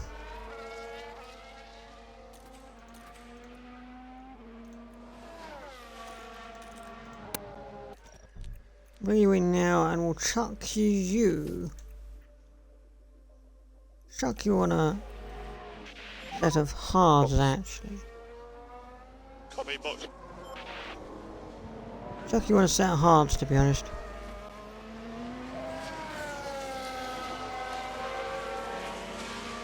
See how far we can get with them. We may go back onto the softs if the hards don't last, but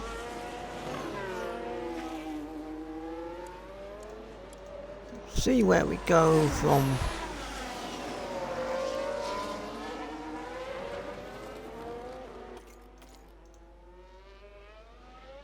Driver confidence is low apparently. Driver confidence is very low because he's been overtaken and he's not in the points. Yeah, Lewis, we're still in this race.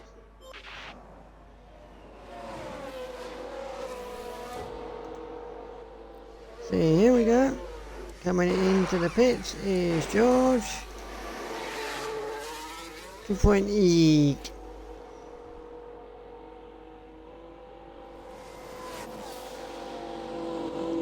Not the world's greatest, I can't lie.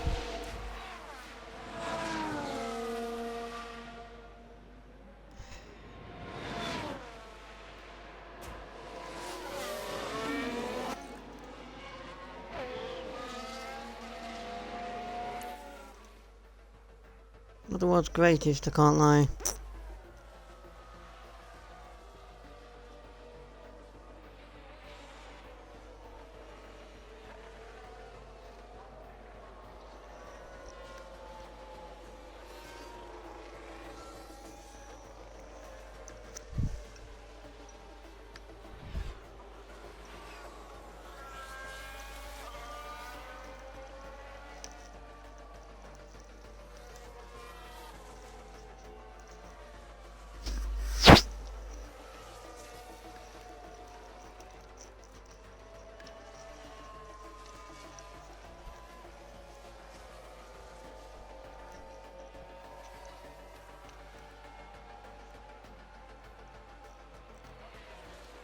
What's happened here, mate?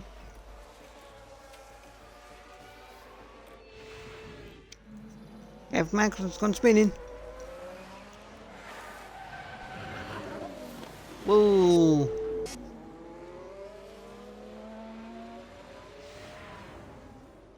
As for Casual the team swear back from at the game over. garage, that was a tough moment to watch.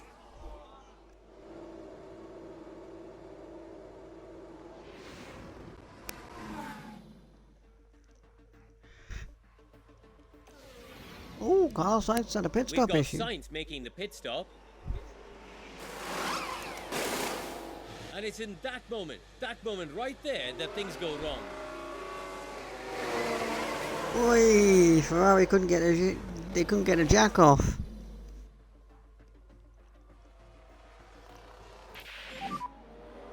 Folks.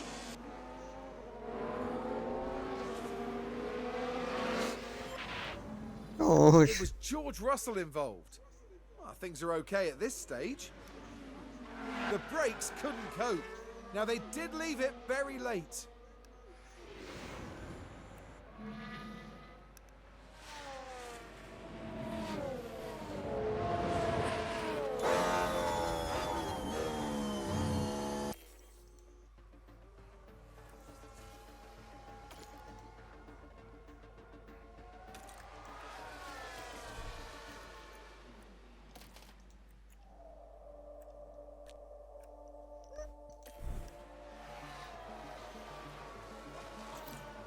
.7 seconds. 15 Now we seconds should be fastest able to pit take a stop. look here.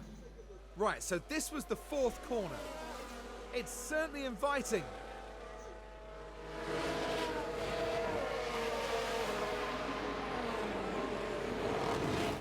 Nick de Vries overtook Hamilton. Well, that's not exactly.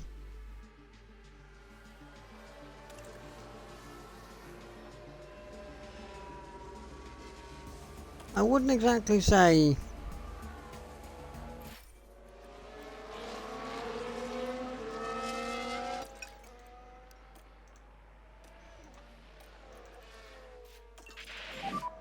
If we could just drop back a bit. Copy. So it's hammer time. Stop. Hammer time.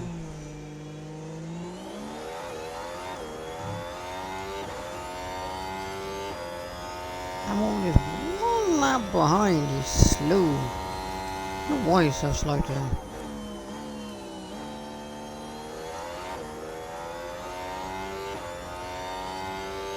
He doesn't really seem to have the pace, to be honest.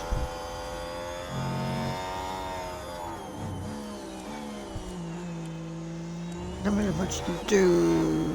Much you can do? I don't think it is.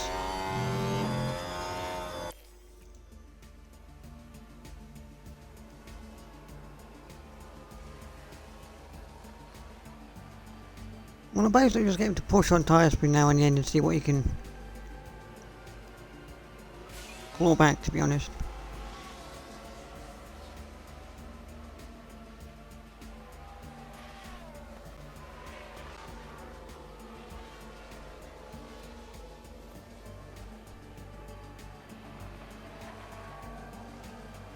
Points is miles away.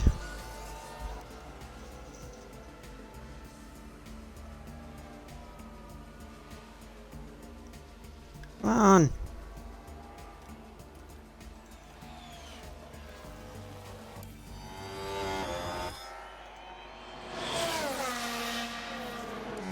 A bastard freeze, fuck's sake.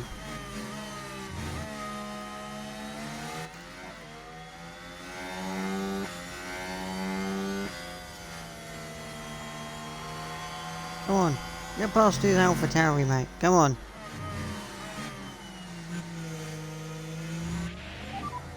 So let's cool tyres down. Understood. Come on. Get past him.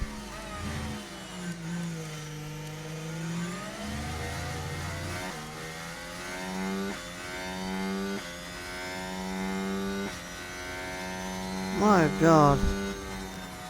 Esteban Ocon, who's in the points, is 1 minute 32 behind Verstappen.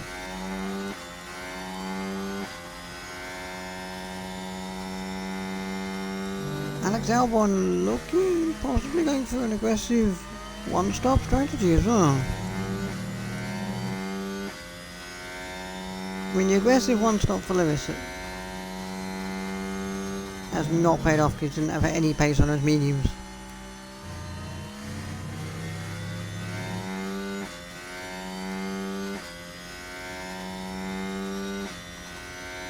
Just has no pace. He just had nothing on the medium.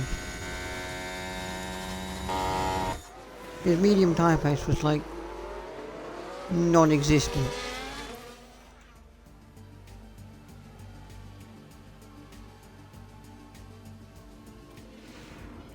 His medium tyre pace was like non-existent. Yeah, I spun. I noticed. And you can just feel the frustration from the team watching on the monitors. I noticed.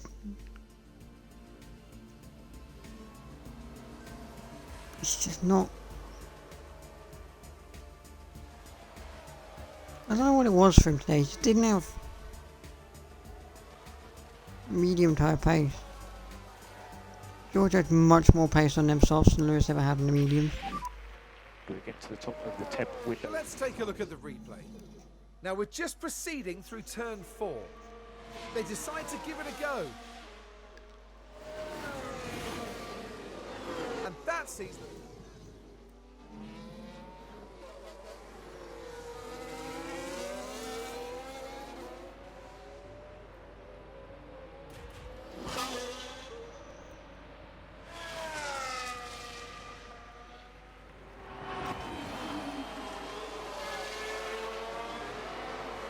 Come on. If you can get Valtteri, I'll be quite happy.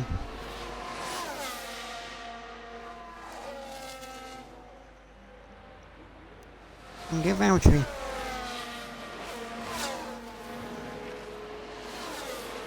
They're going to be getting Lando like 11 seconds up the road without some sort of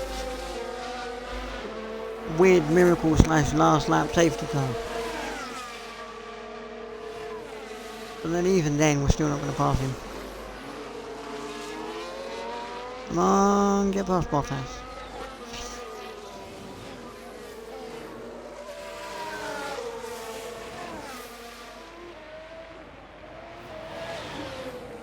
I mean, we're not going to finish in the points, and George isn't going to claw home many points, but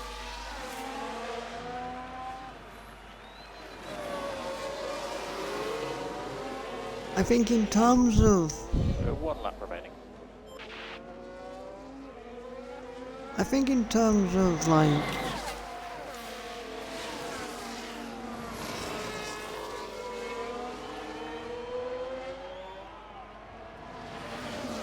Esteban Ocon's already finished. Finish line and today's winner.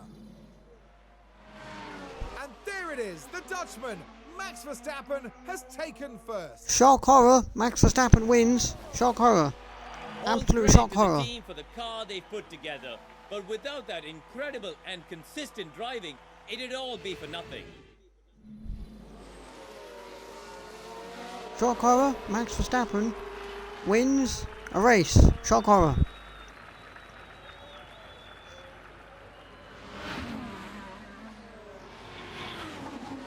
Absolute shock horror, Max Verstappen wins a race. Absolute shock horror.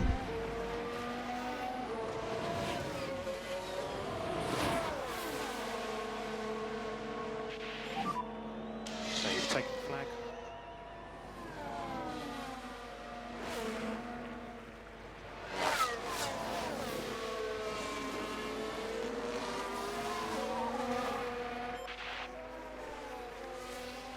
I wasn't particularly happy. I don't know what it was there. Lewis just had no pace on those medium tyres.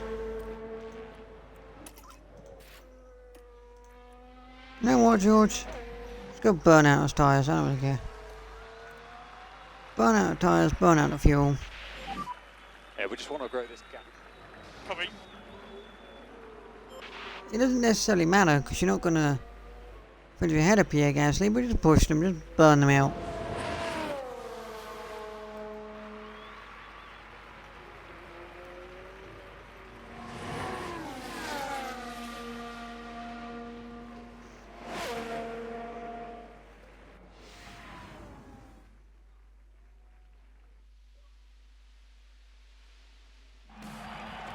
Unfortunately, that ended up being a disastrous day for Lewis. Well, I think most people expected them to really deliver here, but it's a disappointing finish outside the points. Well, Max Verstappen can add yet another podium to his already impressive record. And that's win number 1 of the season, and it's sure to provide them with a real confidence boost. So, interestingly, Lewis had no pace in his car, but he's the one with new suspension. Kick things off in style here at the Bahrain Grand Prix.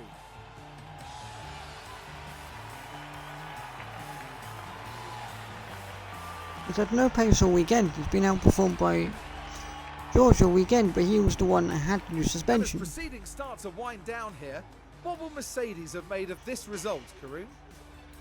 It was a strangely mixed weekend for them. We saw one driver put in a strong performance, but it was a different story for the other. Definitely positives there though. And that is about that for this weekend's action here in Bahrain. In the next round, we head to the shores of the Red Sea as Formula One returns to Jeddah for the Saudi Arabian Grand Prix. Also, my question, does Mind Bundle just not want to do F1 games?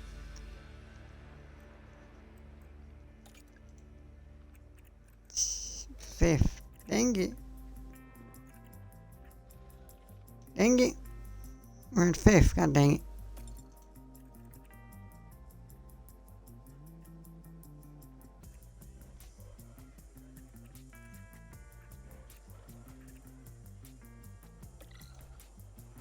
It's a weirdly interesting one.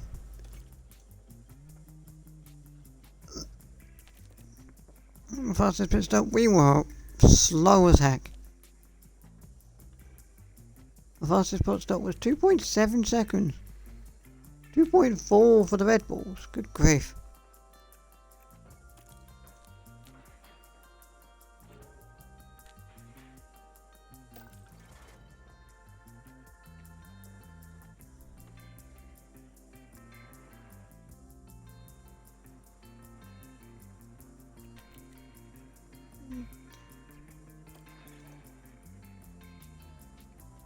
And a reserve driver got nothing because I didn't stick him in the car.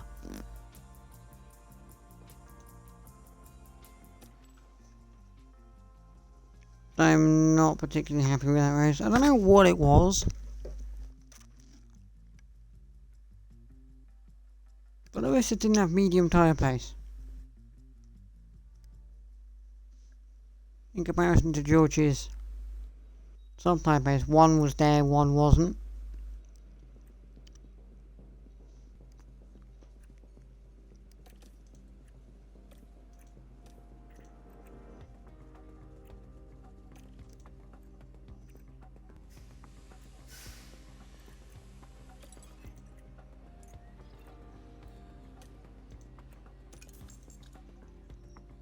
Okay, we're just gonna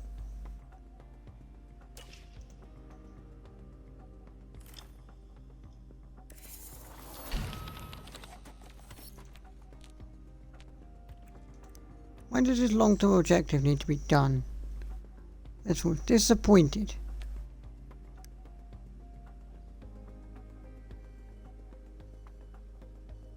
Target season 2024.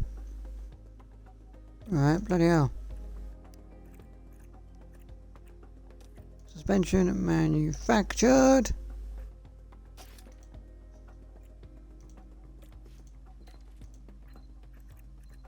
Let's put that on there.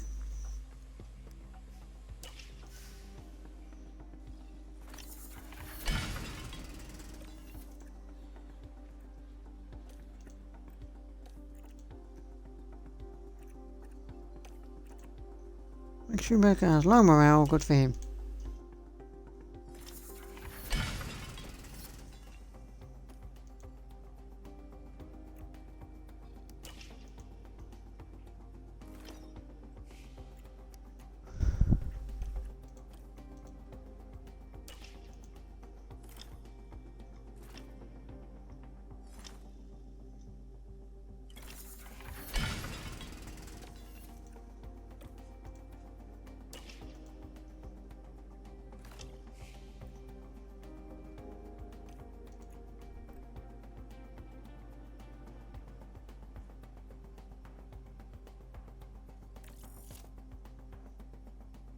Sure, the board can come to the Grand Prix at Saudi Arabia.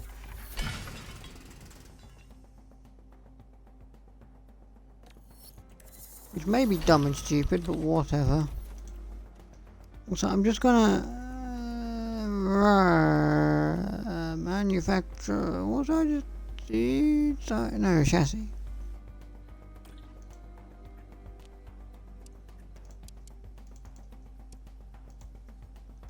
How long does it take if I rush it out the door? 13 days.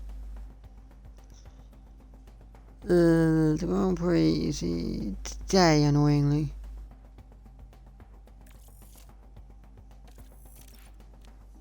Gonna rush that out the door now.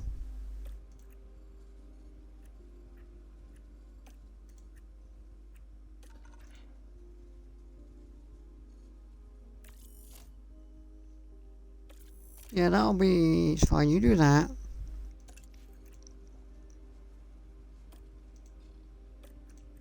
I need to design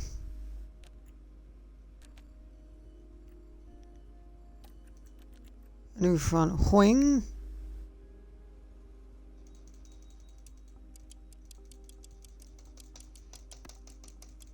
With 2.0 in CFD and 24 hours in the wind tunnel. Bring its minimum lifespan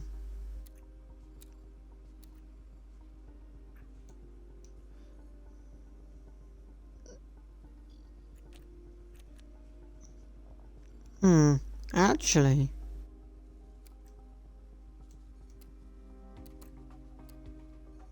one point. We'll do that actually. I don't have enough money. God dang it. I don't have enough money to design the front wing. It's going to cost me $1 million. Well, god dang it.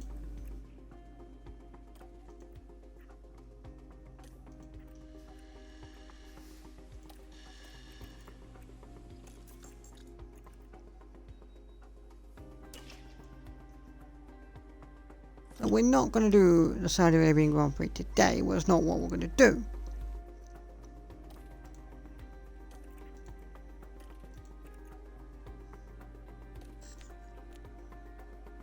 HQ2.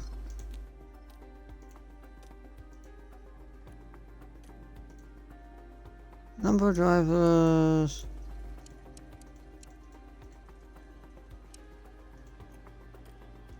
One in 7th just for a bit more money.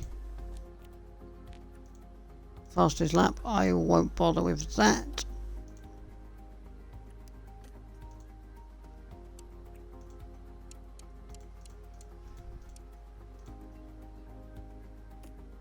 We'll set both drivers hopefully in the points,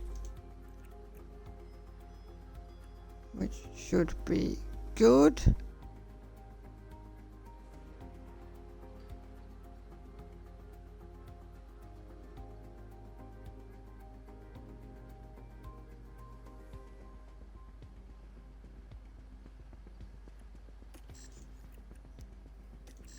Let's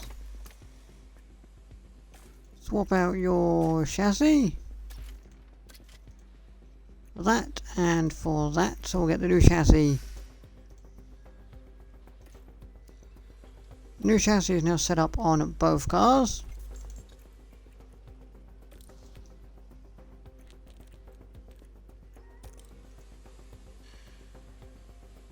The race simulator will be done in 3 days.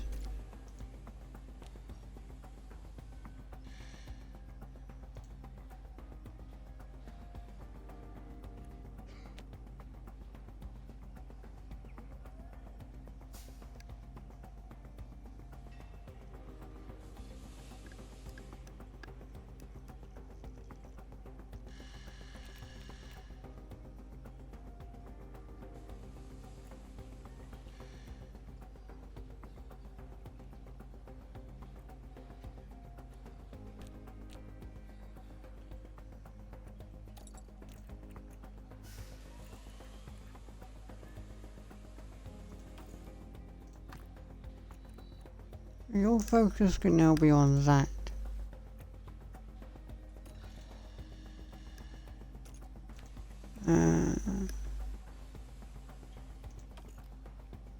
Your focus can be on that. Anyway, that's going to do it for now. I'm going to get on off. We'll come back to this some point, maybe Monday. Possibly on Monday, I reckon.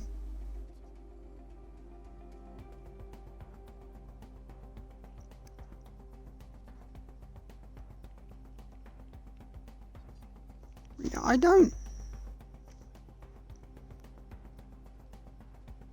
I think this is a good improvement over last year's game, and also the addition of the scenarios.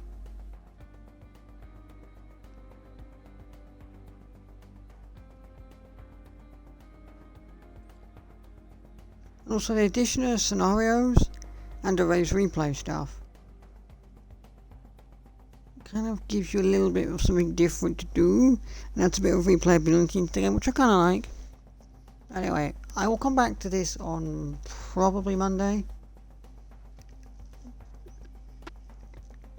We should go to Saudi Arabia with some new suspension and see how that fares. And then once Saudi Arabia is finished, and we go into Australia, we'll have some new side pods. For Australia, we'll have some new chassis, suspension, side pods, new race simulators.